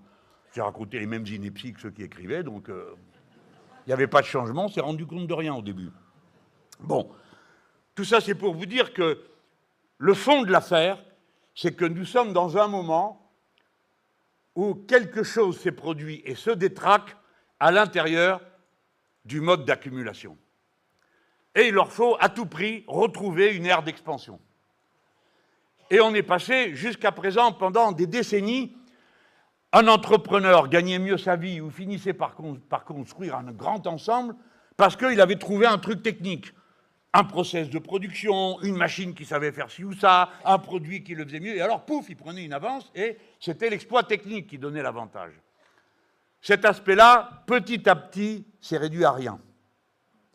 Si bien que maintenant, ils tirent leur richesse, ils font l'accumulation à partir d'un nouveau modèle, d'un nouveau régime, la rente, le tribut. La rente, ça veut dire, tu fabriques ce que tu veux, mais pour le vendre, si tu veux être payé, tu passes par mon système, mon application. Et au passage, quick, moi j'ai rien fait. Hein. Vous prenez une carte bancaire, je ne vais pas dire laquelle, eux ils tapent 4%. Il faut le faire. Hein. Qu'est-ce qu'ils ont fait? Rien. C'est vous qui faites la cuisine, c'est vous qui servez les plats, c'est vous qui... Lui, il ne fait rien. Mais juste, si vous avez la carte, alors les sous viennent et puis vous avez un petit avantage personnel. Je prends cet exemple, il est un peu caricatural, mais il permet de comprendre de quoi je suis en train de parler. Donc ce capitalisme va se concentrer sur tout ce qui lui permet d'avoir une rente automatique. Ça vient tout seul, il n'y a rien besoin de faire de plus. Si bien que je dis rente pour être poli, mais on pourrait appeler ça tribut. C'est-à-dire, bon, tu veux, comme au Moyen-Âge, quoi, tu veux passer là, tu payes. Pourquoi? C'est pas toi qui as fait le truc. Non, mais je m'en fous, mais c'est moi qui ai le bâton. Ah, bon, d'accord, dans ce cas-là, je paye. Et ce capitalisme tributaire, c'est celui que nous commençons à, qui a été décrit notamment par Cédric Durand, et on a fait un bouquin à l'Institut La Boétie sur ce sujet, parce qu'il montre comment tout l'équipement numérique, la globalisation numérique, le fait que tous les échanges humains, vous, un par un, avec votre carte bancaire, vous êtes dans la toile, vous êtes dedans, parce que tout ce que vous faites est enregistré, fait partie de cette globalisation numérique. Il n'existe peut-être plus beaucoup de parts de la réalité humaine qui soient en dehors de cette sphère numérique. Et donc, tout permet de faire du fric avec. Les informations qui remontent, les décisions que vous prenez, etc., etc. Et donc, ce qu'on avait d'abord vu, vous savez, la division du travail international, on met un bout ici, on met un bout là-bas, et puis, ça c'est la mondialisation, on croyait avoir tout vu, et on ne faisait pas assez attention à la globalisation numérique. Tout ça est à l'intérieur de la même sphère numérique. Et c'est elle qui est en train de se battre là par ses représentants pour prendre le pouvoir. On est dans cette phase. Alors, ça, c'est raconté par moi à des gens bienveillants qui écoutent, qui se disent « Bon, est-ce que j'ai tout bien compris ?» D'autres disent « Ouais, il a oublié de dire ci et ça. » Bon, bref. Mais quand vous mettez tout ça dans la tête d'un homme d'affaires qui s'appelle Trump, ça vous donne la version la plus grossière du capitalisme tributaire. Je sais que c'est tellement énorme qu'on n'arrive pas à y croire. Le gars, il soutient un pays en guerre et il vient, il leur dit « Et maintenant, vous payez tout, tant de milliards, je veux tout ce qu'il y a chez vous. » L'autre, il résiste, il est humilié d'une manière qui nous a tous touchés. Moi, je ne connais pas une personne qui ait trouvé supportable le spectacle de cet homme en train de se faire humilier par Trump dans son bureau. Et vous avez vu, le gars, bon, il fait ce qu'il peut, il résiste, il dit quelque chose, il va voir les Européens qui parlent beaucoup et font rien d'autre, et blabli et blabla. Quick! L'autre lui dit « Ah bon, vous le prenez comme ça, plus de renseignements. » En 3 jours, le front est enfoncé. Il revient, il signe tout. Il donne les terres, le machin, le truc, et il est d'accord pour qu'il y ait un cessez-le-feu tout de suite, maintenant, etc. C'est ça qui s'est passé. Vous l'avez vu sous vos yeux. Vous avez vu quelqu'un se faire rançonner, un chef d'État se faire rançonner par un autre chef d'État, qui lui a pris toutes ses réserves. C'est d'un niveau encore plus grossier que ce qu'on faisait avec la colonisation. Il l'a fait. Et tout est comme ça. Il regarde le Groenland, on va le faire. Tout le monde dit « Ah, il déconne, il est un peu bourré ou je sais pas quoi. » Non, 2 jours après, il recommence. 3 jours après, il recommence. Quelqu'un lui dit « Mais oh, vous n'allez quand même pas faire ça. » Si, ça se fera. Alors, qu'est-ce qui vous permet de penser qu'il ne va pas le faire? Il va le faire. Alors, quand nous, on dit ni Trump, ni Poutine, on dit « Ah oui, mais surtout pas Poutine. Qu'est-ce que vous avez avec Poutine? Et vous, qu'est-ce que vous avez avec Trump ?» Parce que nous, quand il a fallu condamner l'invasion a eu lieu à 5 h du matin. À 7 h, il y avait le communiqué, c'est moi qui l'ai écrit. Donc je m'en rappelle. Et on a condamné l'invasion. Et on n'a jamais lâché cette position, sans pour autant passer avec les fous qui voulaient faire la guerre en profondeur avec la Russie. Et nous sommes, et nous avons l'honneur d'être, la seule organisation politique de gauche qui a accueilli les résistants socialistes de gauche à Poutine. Nous! C'est nous qui payons les loyers. Tous les donneurs de leçons, ils sont où à ce moment-là? Nous nous sommes comportés comme des militants. Et eux, pourquoi ils disent pas qu'il y a un problème? Pourquoi? Alors j'ai entendu une fois, je crois que c'est Barrault, non, qui dit envoyer des troupes au Groenland. Au secours! Il est encore plus fou que l'autre. Vous allez faire la guerre aux États-Unis d'Amérique en vous installant au Groenland, où il y a 56 000 personnes. Pourquoi il dit ça? Parce qu'il dit n'importe quoi. Parce qu'il a l'habitude de se dire, je peux dire ce que je veux, les gens le croient. Parce qu'il prend les gens pour des imbéciles. Et vous, comme vous êtes brave, vous trouvez ça tellement con que vous l'oubliez, vous dites, ah, j'ai déjà assez à m'occuper de trucs, pas en plus retenir les conneries. L'autre, il rentre, personne ne lui dit rien, s'assoit, on passe à autre chose. En avant, le spectacle continue, à l'Assemblée nationale et partout, et voilà. On est un pays qui a un président qui dit que les élections, ça ne le concerne pas, et la fête continue, il est toujours là. Et on a un ministre des Affaires étrangères qui dit qu'on va aller se battre avec les Américains, il est toujours là. Et on a, et je peux vous faire une liste comme ça. Bon, après, ça va tourner au gag, tout le monde va trop rigoler, on n'arrivera plus à se rattraper. Mais pourquoi ils ne disent pas Trump, le Groenland? Et alors le président de la République française va là-bas, et en avant que je me tape sur le ventre avec l'autre, et les pellicules, tout ça. Des potes, mais pardon, mais ce type a dit qu'il allait envahir un pays européen, parce que le Groenland, c'est le Danemark aujourd'hui. Ils ont organisé leur truc pour faire une consultation. Mais c'est un pays européen. Alors on se tape sur les cuisses avec quelqu'un qui veut envahir un pays européen, on se tape sur les cuisses avec quelqu'un qui dit qu'il veut que le voisin canadien devienne le 51e État. C'est pas nos amis les Canadiens? Bien sûr que si, surtout les Québécois. D'accord? Et lui non, ça le fait marrer. Il a sa tête des grands jours, sa tenue de premier communion, et voilà, ils sont là, comment ça va, et toi ça va, etc. Et les Mexicains, vous vous rendez compte? Alors il s'est calmé depuis. Mais au début, il leur a dit, vous ne voulez pas être les 51e État des États-Unis? Alors la présidente, Claudia Sheinbaum, c'est une femme qui a un sang-froid d'acier. Alors elle me dit, nous, quoi qu'il demande, on ne fait pas de réponse idéologique. On lui fait une réponse concrète. On lui dit oui. Vous voulez vous battre contre le narcotrafic? Ah, mais on est tout à fait d'accord. Enfin, on fait une remarque. La drogue, c'est vous qui la consommez, c'est pas nous. Enfin bon, on est d'accord pour lutter. Il y en avait un autre, il avait trouvé une bonne blague. C'était à propos de la cocaïne. C'était en Bolivie. Alors les Américains disent, ah, il faut éradiquer ça et interdire la cocaïne. Le gars, il dit, ah oui, oui, oui, vous avez tout à fait raison. Mais enfin, bon, pour faire de la cocaïne, il ne suffit pas d'avoir des feuilles de coca, il faut mettre dedans je ne sais quel produit chimique. Hein. Et le produit chimique, c'est vous qui le produisez, donc vous pourriez l'interdire aussi. Alors évidemment, la conversation a changé de ton. Donc elle lui a dit, oui, on est d'accord. Mais bon, on le fera. Vous voulez mettre un mur? Ça, c'était le gars d'avant, c'était Hamelot. Et il lui dit, il faut construire un mur. Il dit, oui, on va le mettre, le mur. Il lui dit, vous savez que ça ne sert à rien. Et il lui montre une vidéo, on voit des gens qui passent dessous.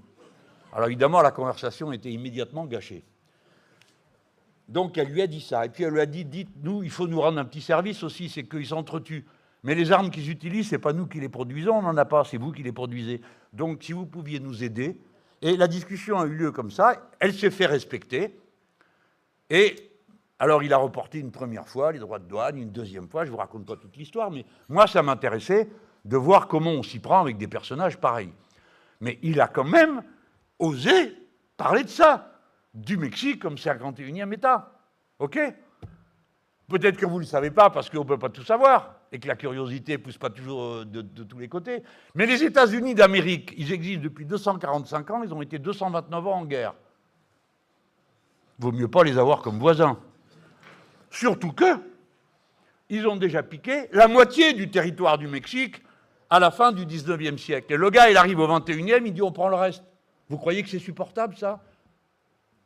Mais l'impression de peur qu'il fait, de pression, genre, moi, j'ai pas de limite, ça pèse sur tout le monde. Et se dit, mais à la fin, il va finir par quelque chose qui va mal tourner. Il met des droits de douane. Tout le monde se dit, il est fou allié. Ça fait 40 ans qu'on a éduqué le monde entier à pas de droits de douane. Même les démocrates, d'ailleurs, disaient la même chose qu'eux. Hein. Faut pas croire qu'il y en a un meilleur que l'autre.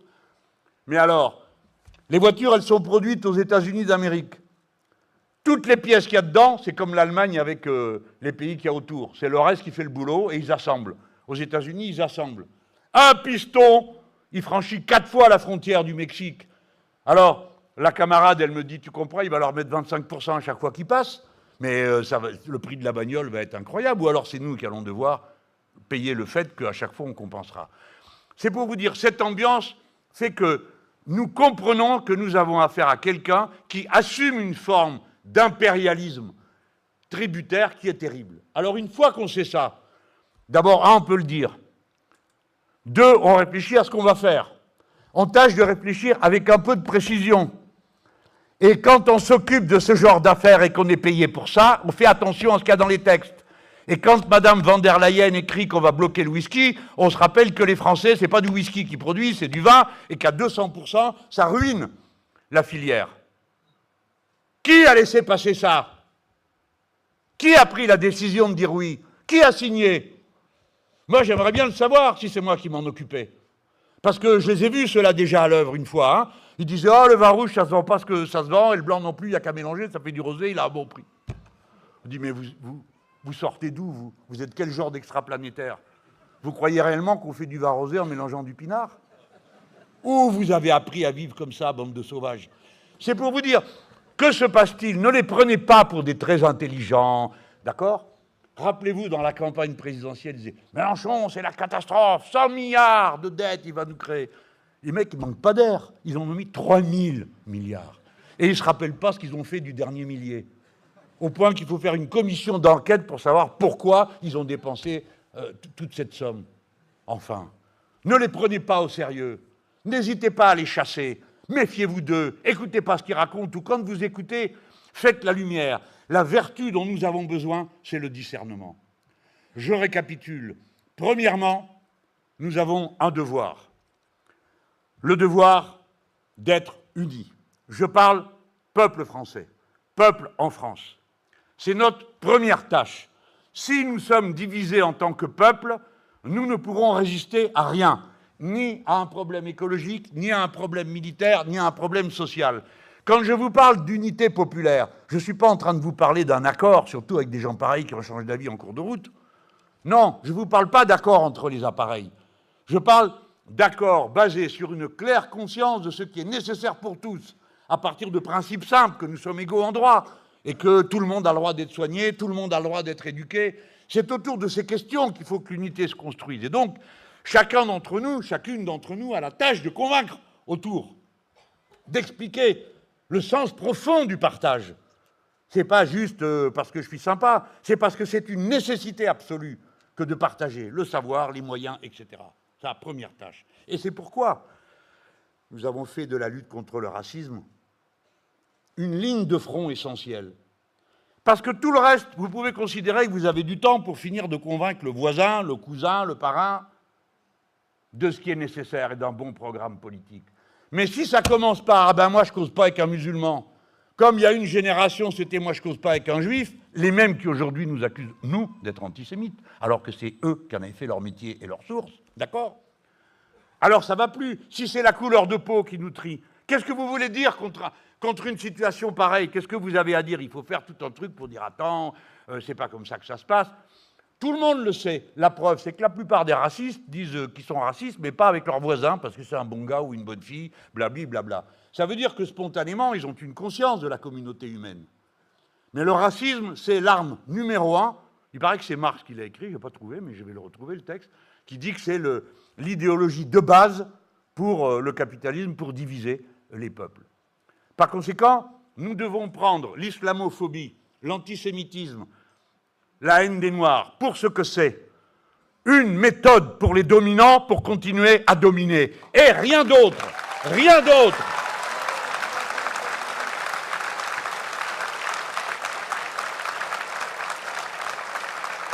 Alors franchement,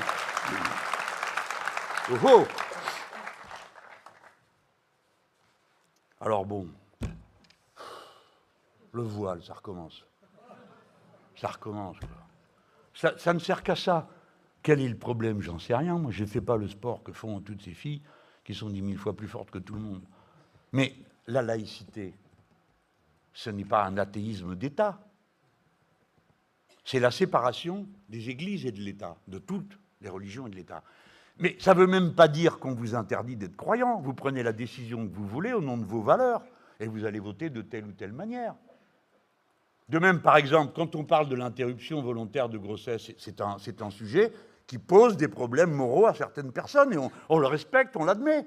Mais on n'a jamais dit que les gens étaient obligés d'avorter. De la même manière, quand on parle du suicide assisté, c'est plein de débats, mais personne ne sera obligé de se suicider. Les lois républicaines sont des lois de liberté, pas des lois de coercition. Elles interdisent certains comportements, et pour le reste, elles vous renvoient à votre propre jugement. Alors, dans le sport, pardon, nous avons affaire à des adultes qui bénéficient des libertés publiques. Alors, si une fédération de sport dit tel sport, on ne peut pas le faire avec un voile sur la tête, bon, par exemple, la boxe, on ne peut pas boxer avec un fer à cheval dans le gant. Vous voyez? On ne peut pas, c'est interdit.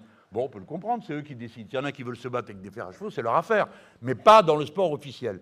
Je le tourne à la blague tellement ça m'a désolé de voir ce truc revenu. Ça n'a qu'un but, créer de la haine, de la suspicion, de la méfiance, du sexisme aussi, au passage. Hein, parce qu'on dit c'est un signe de soumission, etc. Chacun en pense ce qu'il veut. Mais justement, qui est-ce qui se soumet le plus? Blablabla, blabla, vous connaissez. Voilà. Alors après, c'est concours de conneries. Qui va dire la plus grosse? Ils s'en foutent hein, de ce que ça donne. Ils s'en fichent du venin qu'ils diffusent. Alors, comme tu as dit, hein, il dit je vais m'en aller. Ben, salut, attends, on en trouvera un autre. Hein, ça pourrait être aussi bête que toi, il doit y en avoir d'autres. Mais bien sûr, on ne va pas se laisser impressionner. Pour qui il se prend, celui-là?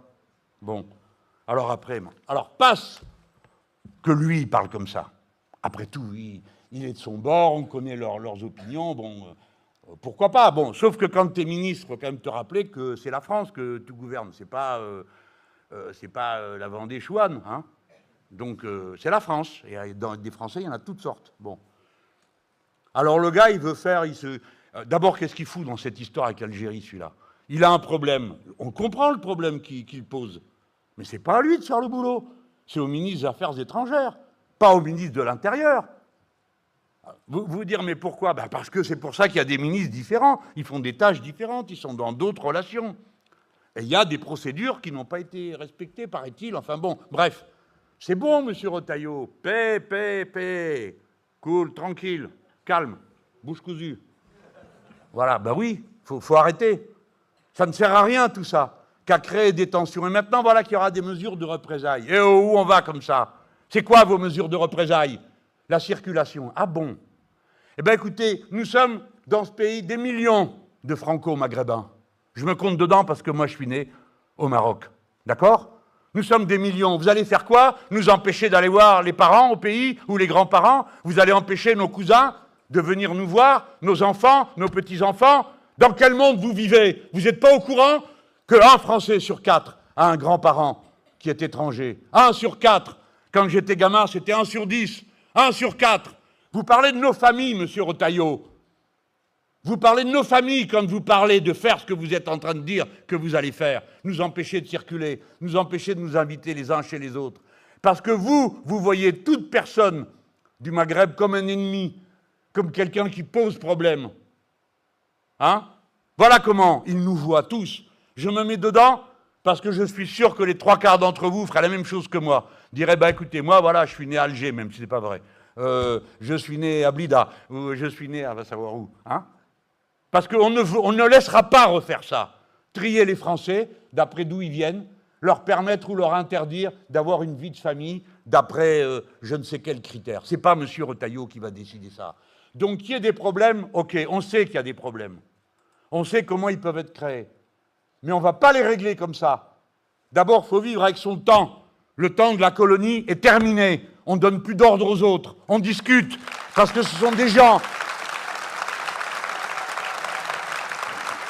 Alors, il y a des jours, on ne sait même plus où on habite à force. Vous avez Édouard Philippe, il dit « Une interdiction du port du voile dans le sport serait contraire à la laïcité. » Ah. Édouard Philippe, ce n'est pas un progressiste. Hein. Il veut vous faire bosser jusqu'à 67 ans, 70 ans, et puis plus s'il pouvait. Jérôme Gage. Oui, il peut y avoir des tentatives d'entrisme de l'islamisme. Ça, c'est au nom du PS. Il faut une règle claire de neutralité sur le terrain. Ça sort d'où, cette idée-là? La confusion qu'il crée. Le danger qu'il crée. Parce que la cause essentielle du recul de la gauche, La gauche historique, celle à laquelle j'ai adhéré comme tant d'entre vous ici, c'est la rupture avec le monde du travail. Et le monde du travail, ben, il a changé. C'est plus celui des années 50. C'est un monde du travail où on retrouve tous ceux qu'on a fait immigrer, car il faut se rappeler qu'on les a fait immigrer. Et voici que nos enfants se sont connus, se sont aimés, voici nos petits-enfants. Nous sommes un seul peuple maintenant. Quand tu parles comme ça, tu ruines l'unité du peuple français. Et tu prétends être socialiste, tu ferais bien d'aller relire un peu Jaurès, si jamais tu sais encore lire.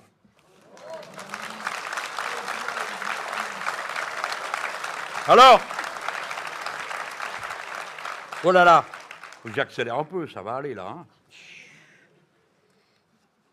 Donc, je vous ai dit, voilà la transformation du capitalisme et comment ça s'exprime. Mais ici, c'est pareil, les amis. C'est la même chose qu'ils font. D'abord, ils obéissent au maître. Trump leur a dit, vous allez tous payer 5% de votre richesse nationale. Avant, c'était 2. Maintenant, c'est 5. C'est la logique que je vous ai racontée tout à l'heure. C'est le tribut. Vous autres, les Français, vous autres, les Danois, vous autres, les machins, 5%. C'est beaucoup, hein? C'est des milliards. Parfait. Et alors, bon, comment ça se fait? Ils nous parlent très mal. Je les ai fait fuir, là, les amis. Ils nous parlent très mal. Qu'est-ce que c'est cette histoire? Et puis, qu'est-ce qu'ils décident? Ils décident qu'ils vont permettre 850 milliards de dépenses militaires. Et vous savez quoi? Il n'y a pas un journaliste dans le pays qui est capable de voir que 850 milliards, c'est pile poil 5% du produit intérieur de l'Europe. Autrement dit, les grands blablateurs qui ont fait des remarques indignées à l'égard de M. Trump, la première décision qu'ils ont prise, c'est d'obéir. 850 milliards. Mais vous les connaissez, c'est des râteaux. Hein. 850 milliards de votre fric. Pas que l'Union européenne va collecter et faire payer par des impôts, par exemple, ou des droits de douane à l'entrée de l'Europe. Hein. Non, le fric de chaque État. Et alors vous avez le droit de dépenser au-delà de 3%, comme c'est immoral. Quand on leur demandait de dépasser 3% pour la santé, pour la maladie, pour l'éducation, non, c'était pas possible. On allait ruiner la Terre et la planète, et c'était la catastrophe, les sauterelles, l'hiver nucléaire, tout, quoi. Mais pour acheter des bombes et des avions, évidemment, je vous en prie, servez-vous. 650 milliards que vous allez sortir de vos poches, parce que les autres sont déjà à l'œuvre. Le nôtre, il a dit 100 milliards, 100 milliards, dans un instant, parce que ça ne veut rien dire pour vous, déjà 1 milliard, c'est trop, parce que ça dépasse tout le monde. Hein. Il y en a encore qui comptent et qui traduisent d'euros en francs et en anciens francs, pour à peu près se faire une idée. Rigolez pas, hein, je fais souvent ça, donc c'est bon, quoi. Ben, comment on fait, sinon, pour se rendre compte, c'est un monde que je connais, quoi. Bon, c'est vieux, tout ça. Alors, déjà, ils ont décidé ça. Et puis, il y aura un emprunt. Ah, comme c'est gentil. Il y aura un emprunt, et puis chaque pays aura des sous pour pouvoir dépasser 3%. Je ne sais pas comment les Français vont faire, vu qu'on a déjà dépassé 3%. Est-ce que c'était pour dépasser 3%? Il y a longtemps que c'est fait. Bon, et d'une. Et de deux, on va devoir rembourser. Parce que ce que vous ne savez pas, vous autres, là, qui êtes braves et gentils, c'est que la dernière fois que l'Europe a emprunté, elle nous a donné des sous. 40 milliards. On était contents. Oui, mais on a dû rembourser. Mais on ne rembourse pas comme on reçoit. On rembourse, comme on représente 18% de l'économie de l'Europe, on rembourse 18% de l'emprunt. Donc, on a emprunté, on nous a donné 40 milliards et on a dû rembourser 66. C'est une affaire, non? Et voilà. Alors là, on a fait les comptes, on n'a pas compté d'intérêt et tout ça. Si on a le 18%, ça nous coûtera 27 milliards, le don que l'Europe va nous faire. Ben, pardon, je pense qu'on peut faire mieux.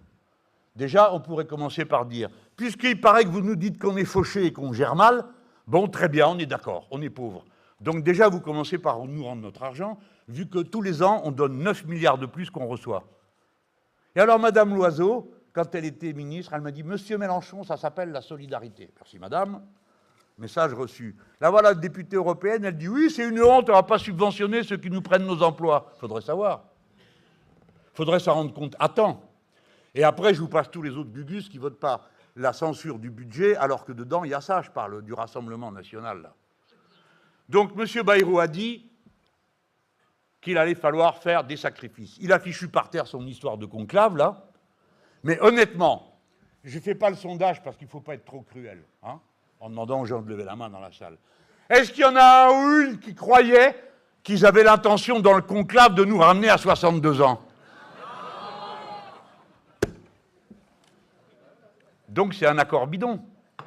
Alors pardon, mais c'est à mon tour de demander des excuses. Je demande des excuses au Parti socialiste pour les milliers de gens qui ont voté pour leur candidat parce que le mouvement insoumis leur disant on s'est réparti les circonscriptions, il faut voter pour lui. Et qui n'ont pas voté pour quelqu'un qui ensuite ne voterait pas la censure. Ils n'ont pas voté pour ça, vous leur devez des excuses. Vous avez dit oui, mais on ramène à la maison un beau paquet avec toutes sortes d'avantages, parce que nous, on est raisonnable. Alors, ils disaient que nous, on est la gauche qui braille, parce que comme je parle fort, hein, la gauche qui braille. Et eux, ils sont la gauche qui travaille. Je me demande bien à quoi. Parce que, non, mais sans déconner. Confiez-leur le volant, vous êtes dans le mur à tous les coups. Donc, ils ne sont même pas capables de négocier. Je veux dire, il y a bien un syndicaliste qui aurait pu leur dire avant, attends, pour négocier, on fait comme ci, on fait comme ça. Non, rien. Alors, il paraît, Vallaud dit, alors c'est une brutalité contre l'accord oral et signé. Envoie l'accord signé qu'on voit, parce que tu n'étais pas au courant qu'il y avait un accord signé. Et ça te dérange qu'un accord signé soit violé brutalement, mais c'est ce que tu as fait toi, avec le programme sur lequel on était convenu de fonctionner. Donc vous deviez voter la censure. Vous devez des excuses à tous ces gens qui sont en train de m'applaudir. Voilà.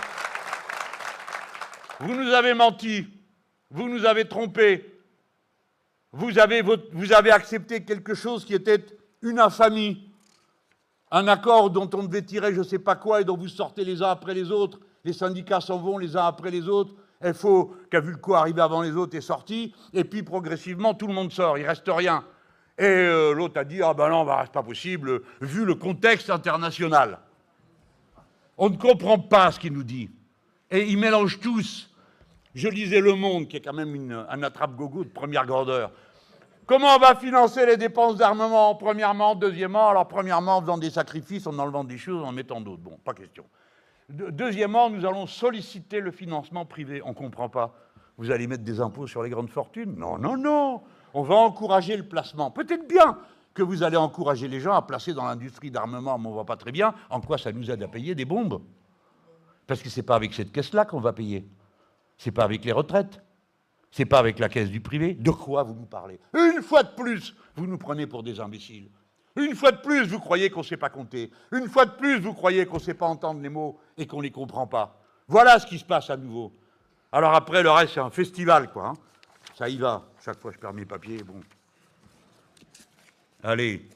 Sébastien Lecornu.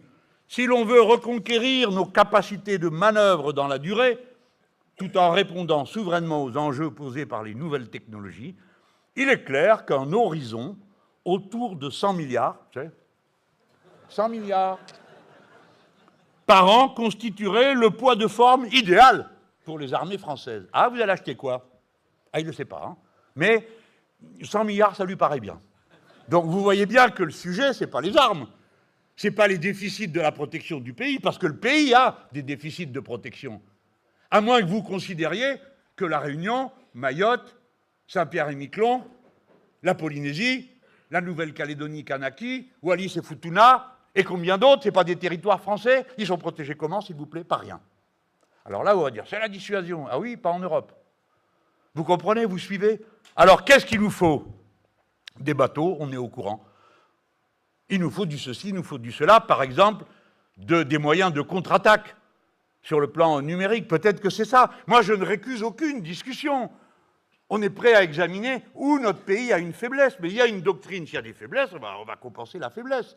Mais on ne dit pas, il me faut 100 milliards, je ne sais même pas pourquoi.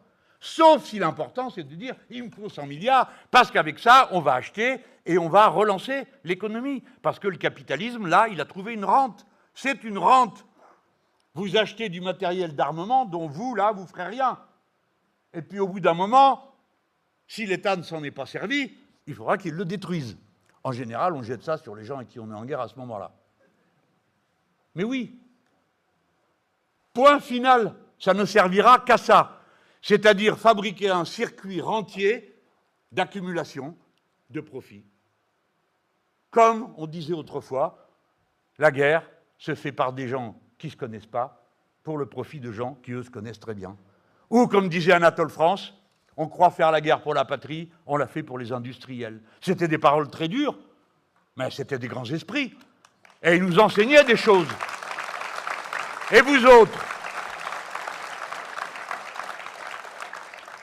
les plus anciens, c'est à vous d'aller expliquer aux autres la guerre, ce que c'est. Cette ville a été rasée, non? Il a fallu la reconstruire, on a lu tout à l'heure un texte. C'est ça la guerre, c'est pas un jeu. C'est pas un jeu vidéo, tout est cassé, on meurt. On meurt, et on meurt encore, pour rien. Parce qu'aucune mort ne vaut la vie qu'on aurait pu vivre, et ce qu'on aurait pu donner aux autres en restant vivant. Il faut le redire avec force, avec fierté. Nous ne sommes pas moins patriotes que les autres. Nous sommes plus patriotes parce que non seulement nous aimons notre patrie, mais nous aimons notre peuple, nos semblables, et pas seulement des idées abstraites pour lesquelles ça vaudrait la peine de s'entretuer et de saccager la planète. Moi, j'ai pas peur de le dire. Et je pense que ceux qui, avant nous, ont mené cette lutte, ils n'avaient pas peur de le dire. La France doit être défendue, mais pas à ce prix-là. Pas en mettant en avant des méthodes pareilles, où on ment, où on triche, où on dit juste des chiffres. Ça, je vous ai lu Sébastien Lecornu. Alors bon, lui encore, il est correct, parlons-en correctement. Celui-là, le voilà, il paraît qu'il est de gauche. Éric Lombard, vous savez que c'est incroyable, les macronistes, ils vous typent des trucs de gauche. Madame Borne, je ne savais pas qu'elle était de gauche, celle-là. Qu'est-ce qu'elle a fait de gauche dans sa vie? Je ne sais pas, sur toutes les chaînes. C'est une femme de gauche. Non, attends, une femme de gauche, c'est une qui fait des luttes de gauche. Bon, et en quoi elle est de gauche, elle? J'en sais rien. Et celui-là, il était patron de la caisse dépôt et consignation. Qu'est-ce qu'il faisait? Il empêchait les boîtes d'être fermées? Non. Il faisait de la valeur. Vous ne savez pas parler, vous. Voilà. L'effort initial sur les finances publiques de 40 milliards d'euros par an jusqu'en 2029 devrait être accru pour financer l'effort de défense. Cela n'a rien à voir avec la paresse, mais les Français travaillent moins que les autres pays européens. Hein, bande de feignants? Là, on a un levier qui est important. Alors, après, il y en a toujours un qui finit par craquer et dire la vérité, quoi. Parce qu'il n'a pas compris, ou on l'a interrogé, il sortait de son bureau, il venait de faire une note, tout ça. Celui-là, il s'appelle Gilbert Sette, patron du Conseil d'orientation des retraites. Il y en avait un autre avant, ils l'ont viré parce qu'il disait des choses qui étaient trop favorables à ce que disaient les syndicats. Alors, ils ont mis celui-là. Alors, il se comporte très bien, il fait ce qu'on lui dit. Voilà ce qu'il dit. Écoutez bien. Avec de la retraite par capitalisation collective. Ah, fallait pas dire ça. Mélenchon et ses potes, ils vont s'en rendre compte tout de suite de ce que tu es en train de dire. On ferait d'une pierre deux coups, dit le gros malin. Assurer le court terme, le financement d'une activité clé pour notre souveraineté. Je vous redis, on ne sait pas pourquoi, ni de quelles armes il passe. L'industrie d'armement est celui d'une partie des pensions sur le long terme. Voilà. Voilà. Voilà ce qu'ils veulent faire. Voilà à quoi ils veulent arriver. Ça recommence. Et c'est pourquoi, non seulement c'était stupide de croire que le conclave allait régler quelque chose, mais ce qui était surtout stupide, c'est de donner lieu à ce conclave. Parce que la question des retraites avait été tranchée de force. Je vous rappelle que personne dans ce pays n'a voté pour la retraite à 64 ans, puisque elle est passée par le 49.3 et qu'on n'a pas eu la censure possible. C'est passé de force. Ce n'était pas le moment, alors qu'on est dans un rapport de force pareil, de recommencer. Ils ont recommencé. C'est là que, je vous l'ai dit tout à l'heure, confiez-leur le volant, vous êtes sûr d'aller dans le mur. Et c'est la raison pour laquelle on les voit, on voit à travers eux, on comprend ce qu'ils veulent faire. C'est pourquoi je vous dis, l'épisode que nous sommes en train de vivre, ça paraît lointain, on dit non, mais c'est Trump, c'est l'Ukraine, etc. À la fin, ça se ramène à un nouvel épisode de la lutte entre l'oligarchie et le peuple, pour savoir qui embarque le plus gros morceau de la richesse que produisent les travailleurs. Point final. C'est de ça dont on parle. C'est ça qui est le cœur de la bataille qui est engagée. Alors, je vous ai déjà dit, alors pour que vous compreniez bien, et pourquoi vous avez des raisons de vous méfier, parce qu'ils finissent par se mettre d'accord. Vous avez vu l'histoire du vote en Allemagne, hein? Les autres, là, les revoilà. Pourquoi Trump a été élu? Je fais un rapport. Parce qu'il n'y avait pas d'anticorps. Où était la candidature de gauche, s'il vous plaît, aux États-Unis? Il n'y en avait pas. Parce que Mme Kamala Harris, elle fait ce qu'un certain nombre de gens que je ne vais pas nommer du centre-gauche, qui sont par ailleurs nos alliés, disent qu'il faut faire. Ils disaient, on va prendre les républicains qui sont un peu démocrates. Et les nôtres, ils disent, on va prendre les macronistes de gauche. Voilà. Et les canards à trois pattes. Ça n'existe pas. Il n'y a pas de macronistes de gauche. C'est pas vrai. T'es de gauche ou t'es de droite. Ou t'es ni de gauche ni de gauche. On connaît. Point. Eh bien, elle a fait ça. Elle a fait une campagne et elle a perdu. Parce que des millions de travailleurs ne pouvaient pas entendre ce qu'elle disait. Elle disait tout va très bien. Et les gens disaient mais où elle vit celle-là? L'inflation, il n'y en a pas. Et les salaires, ça va, les gens consomment beaucoup. Ils n'ont même pas regardé ce que les gens consommaient. Ils consommaient quoi? Qu'est-ce qui a augmenté aux États-Unis? Hein? Les coûts de l'assurance et les coûts des médicaments. Vous trouvez que c'est un signe de bonne santé? Non. Alors les gens disaient mais qu'est-ce qu'ils nous racontent? On n'a rien à voir avec eux. Et en avant l'abstention. C'est ça qui s'est passé en France. C'est ça qui nous a tués. Et comme je vous l'ai dit tout à l'heure, imaginez ce que serait la France sans le mouvement insoumis. Juste 5 minutes, vous vous retrouvez avec les autres. Qu'est-ce qui resterait? Qui va se battre? Qui va avoir le courage de tenir tête? N'ayez pas confiance dans ce qu'ils vous disent. J'ai regardé alors les Allemands. Ils étaient au pouvoir, non, les socialistes, avec les Verts, et puis, comme d'habitude, là, le trognon de centristes qui sont dans tous les gouvernements pour manger à tous les râteliers. Donc, le Parti socialiste allemand, c'était le plus puissant d'Europe occidentale.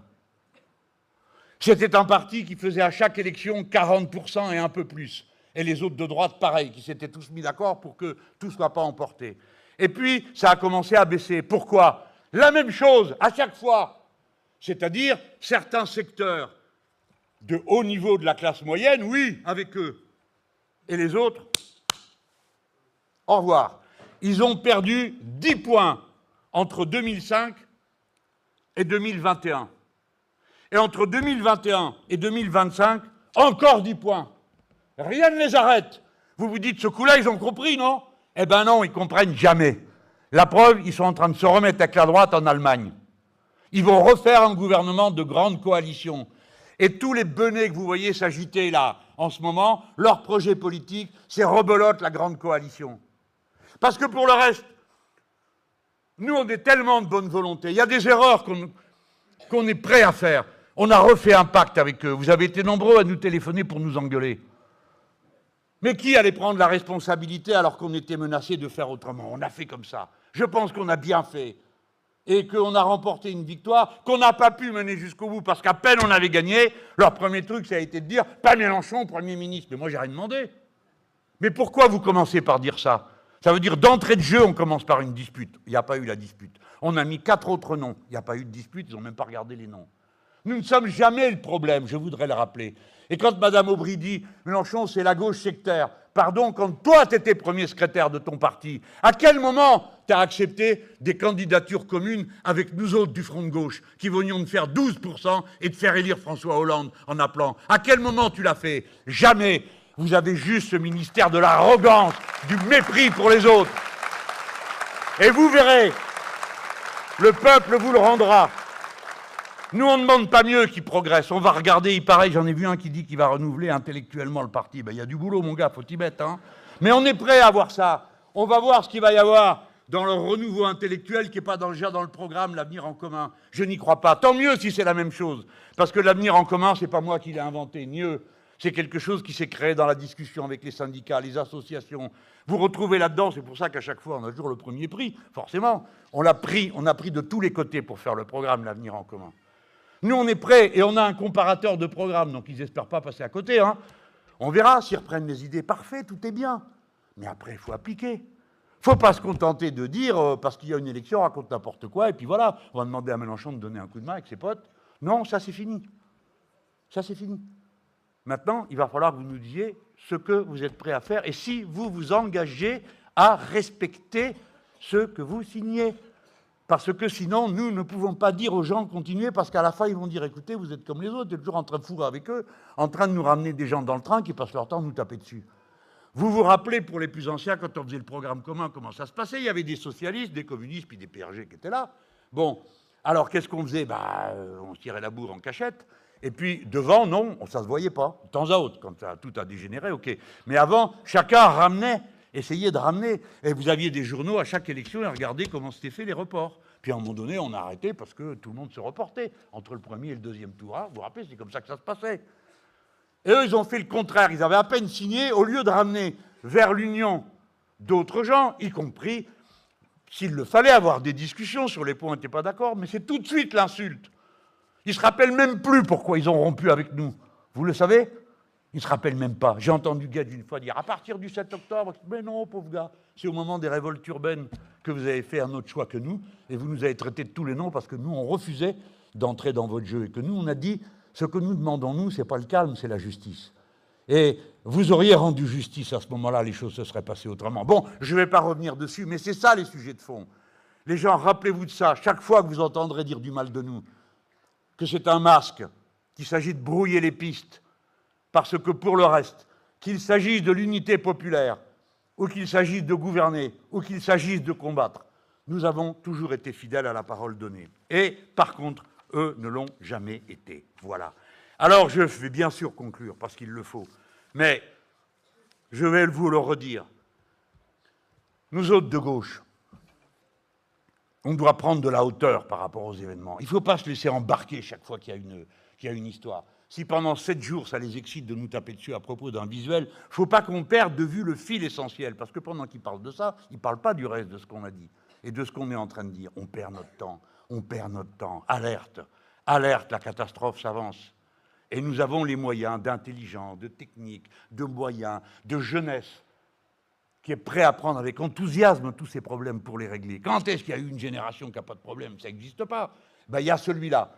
Et eux, ils ont l'inventivité, la créativité. Et c'est normal, parce que chaque génération est un nouveau peuple. Et chaque génération, elle sait que c'est elle qui va fabriquer sa propre vie.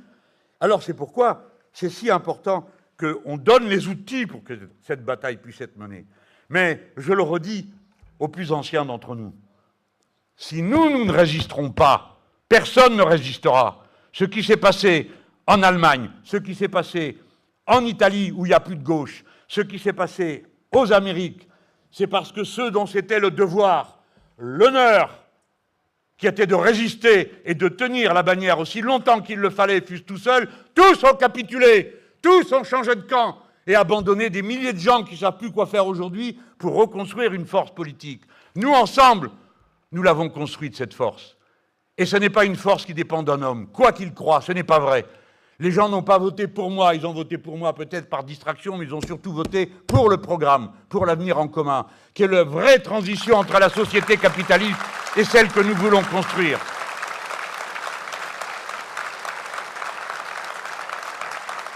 Qu'est-ce que j'ai aimé? J'ai passé 2 jours ici, hein. J'ai passé 2 jours. Alors hier, je suis arrivé, on a été à Ifremer tout de suite. On a causé la balise Argos, là. Argo, voilà. Parce qu'ils nous disaient que les Américains, qu'à la moitié des balises pour eux, veulent plus donner les informations catastrophes. Impossible de faire une carte météo correcte sans eux. Alors j'ai lu ça dans toute la presse. Moi j'arrive ici, ventre à terre, qu'est-ce qui se passe, comment on va faire ça? Je dis, oh, pas de problème, c'est réparé depuis. Bon, d'accord, mais je l'ai lu nulle part. Donc si la presse voulait bien suivre, hein, c'est plus intéressant que les visuels. Alors on a regardé. Il y avait un gars qui avait l'air un peu productiviste, mais bon, très sympa. On a parlé de l'élevage des poissons. Et le gars, il me dit, attention, on va vers un pic à un moment où on n'arrivera plus à avoir assez de pêche minotière pour pouvoir nourrir les poissons d'élevage. On dit, la pêche minotière, hein, ça se discute. Hein. Mais on parlait de ça, nous, la partie a parlé de ça. Et je lui dis, mais vous savez, il y a un changement qui s'est produit dans l'histoire de l'humanité. Ça s'est produit en 2013 pour la première fois. Les êtres humains ont mangé plus de poissons d'élevage que de poissons sauvages. C'est un événement à peu près comme le passage de la chasse à l'élevage. C'est à peu près de même niveau d'intensité. Donc, ça nous importe au premier chef, puisqu'une partie de notre alimentation dépend des protéines, mais encore une fois, d'animaux vivants. Donc, comment augmenter la protéine disponible dans des conditions qui soient écologiquement supportables? Donc, nous, la partie a parlé des algues et tout ça. Mais on parle, mais il faut faire quelque chose. Il faut que les décisions suivent. Pareil, on parle d'énergie, on a parlé des éoliennes. Bon, on est très content, très bien, ça marche, tout ça. Tout va bien. Mais l'énergie qu'on voudrait voir créer, puisqu'on sait le faire, c'est les machines qui transforment le mouvement de la mer en énergie électrique. Hein, avec les machines. Alors, il y en avait une qui était installée, mais elle est repartie, donc je n'ai pas pu la voir. C'était ça nos discussions. Et à mesure qu'on parlait, d'abord, ça me donnait la pêche de parler enfin d'autre chose que de trucs qui ne marchent pas. Et je me disais, mais waouh, on a cette force, on a ces gens, ils sont là, ils sont prêts à partager, à donner. On discutait au passage du bateau qu'on a, qui s'appelle Astrolabe, qui va au pôle Sud. Et celui-là, je l'ai vu, les campagnes présidentielles, pour ça c'est formidable, je l'ai vu quand ils le construisaient au chantier Piriou. Alors, ils avaient essayé un peu de me bourrer la caisse, mais bon. Ils m'avaient dit, non, non, les coques, c'est pas la peine, on les fabrique pas nous, on les amène, il n'y a pas besoin, tout le monde sait le faire. Bon, en attendant, il y avait une armée de mecs avec des marteaux en train d'essayer de mettre ça bien comme il faut. Et le bateau, il est merveilleux, il fonctionne. Et la base scientifique, là-bas, au pôle Sud, est alimentée par ce bateau. Vous avez une petite... Clémence Guettet y a été, une mission de l'Assemblée nationale, a fait un petit film qui est pas mal. Mais c'est pour dire, tout ça est disponible, on peut partager, plein de jeunes gens peuvent s'y mettre. On a besoin d'urgence que vous vous y mettiez. Il faut que ces machines arrivent à fonctionner à temps, qu'on ne soit pas après encore à courir derrière. Je m'en vais, je me balade sur le port, je vois bien d'où sortent les poteaux pour les éoliennes. Il y a des machins gros comme ça, il y a écrit dessus Siemens. Bon, bah d'accord, Siemens. Et nous, on ne sait pas le faire. Qu'est-ce que ça a de si spécial? C'est là qu'il faut prendre de l'avance. Qu'il faut prendre de l'avance tactique, industrielle. C'est facile, c'est à portée de main. Il n'y a rien besoin d'extraordinaire. De la même manière, dans le domaine spatial, vous avez vu qu'on a lancé un réseau de satellites. Bon, alors il y en a 26, c'est bien. C'est mieux que des centaines comme fait M. Elon Musk. Et ces satellites permettent la connexion de tous les objets qui sont sur Terre, qui peuvent se connecter dans l'espace. C'est typiquement le genre de service qui est rendu pour une installation scientifique. On sait le faire, on peut le faire. On n'est pas les petits battus du coin, là... Pourquoi? Mais nous sommes dirigés par des gens que ça n'intéresse pas, qui sont capables de vous dire de la même voix qu'il faut défendre l'industrie nationale et de laisser les boîtes se fermer les unes après les autres, y compris quand ça produit des choses dont on a besoin absolument tout de suite maintenant. Donc n'ayons pas un moral de battus ou de victimes écrasées par des circonstances mondiales qui nous dépasseraient. Ce n'est pas vrai. Nous sommes capables de nous hisser à ce niveau d'excellence. Notre peuple est prêt à ça. Ceux qui font les objets le sont aussi. Voilà. Alors, moi, j'ai regardé tout ça. Le port, ça m'a bien plu. Ça m'a l'air correctement tenu. Je veux dire, c'est dynamique. Et vous voyez tout d'un coup, alors que vous vous préparez à aller faire le soir un meeting pour parler de l'économie de guerre et contre l'économie de guerre, qui est une arnaque, et vous avez sous les yeux l'économie de la paix. L'économie de la paix, c'est ça. On ramasse des matériaux, on les recycle, on commence à entrer dans des productions circulaires. On est capable d'examiner ce qui se passe dans la mer. Voilà. Allez pas voir ça, ça va vous démoraliser.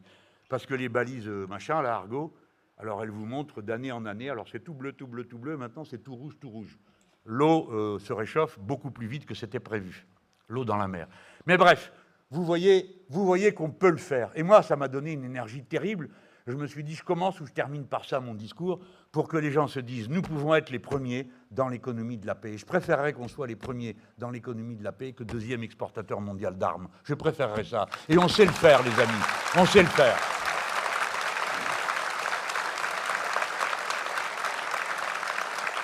Alors, samedi, je vous demande de faire l'effort, les amis. Il faut être dans la rue. Parce que c'est le minimum qui est à notre portée.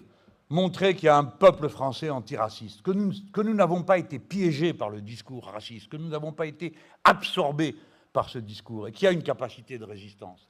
D'abord parce que ça donne la pêche à tous ceux qui résistent, c'est-à-dire vous.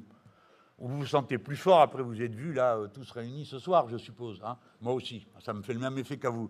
Et eux aussi, je suppose. Et puis ensuite, il y a ceux qui regardent et qui se disent, vous savez, je suis sûr que vous connaissez des gens comme ça. Moi, des gens viennent me voir et me parlent. Hein. Comme ils sont plus jeunes que moi, ils me demandent mon avis, tout ça. Je parle de mes, comment on peut dire, mes compatriotes maghrébins. Ils me disent, qu'est-ce qui va se passer, monsieur Mélenchon? Peut-être qu'il faut qu'on s'en aille. Bah, je lui dis, vous allez où? Je sais pas, peut-être on va aller au Canada. Ça, c'était avant que Trump dit qu'il allait les envahir. Peut-être qu'on va faire ça. Et les enfants, alors les enfants, souvent, ils sont grands. Hein. C'est hommes et femmes faits, il y a les gamins, il y a tout ça. C'est pas possible, on sait tous comment ça se passe. Hein. Si vous partez pas tous ensemble, après, on ne se revoit pas. Je veux dire, les grands-parents sont à un endroit, les enfants sont à l'autre. Il y a des milliers d'immigrés intérieurs à la France. Hein. En région parisienne, on est 13 millions. Je vous garantis que s'il y a 1 million, c'est le bout du monde qui est né là. Maintenant, peut-être un peu plus avec le temps, mais c'est pour dire... Alors, tu ne vois pas tes petits-enfants. Du coup, la structure de la famille a besoin que tout le monde soit là. Hein. Parce que sinon, pour les jeunes générations, c'est trop dur. Vous le savez, enfin, vous parlez avec vos gosses et vous voyez comment ça se passe. Mais les petits, avant, on les a toujours eus en charge d'un collectif familial. Et maintenant, nos filles et nos gars, pour la première fois, se retrouvent tout seuls avec des gamins, tu ne sais pas quoi faire, tu ne sais pas par quel bout attraper le truc, ta vie est foudroyée par ton changement de mode d'existence. On a besoin de cette vie de famille, c'est pas réac de dire ça, c'est expliquer comment ça se passe la vie. Donc, quand des gens viennent et vous disent « est-ce qu'il va falloir qu'on parte tous ?» t'as le cœur qui se brise. Et quand tu vois que le gars ou la fille, le beau gars, la belle fille, il a fait des études, il sait faire ceci, elle sait faire cela, et que tout le monde va partir, alors une fois... J'ai dit, écoutez, pitié, partez pas, ne nous laissez pas avec les autres. Bon, alors tout le monde s'est marré.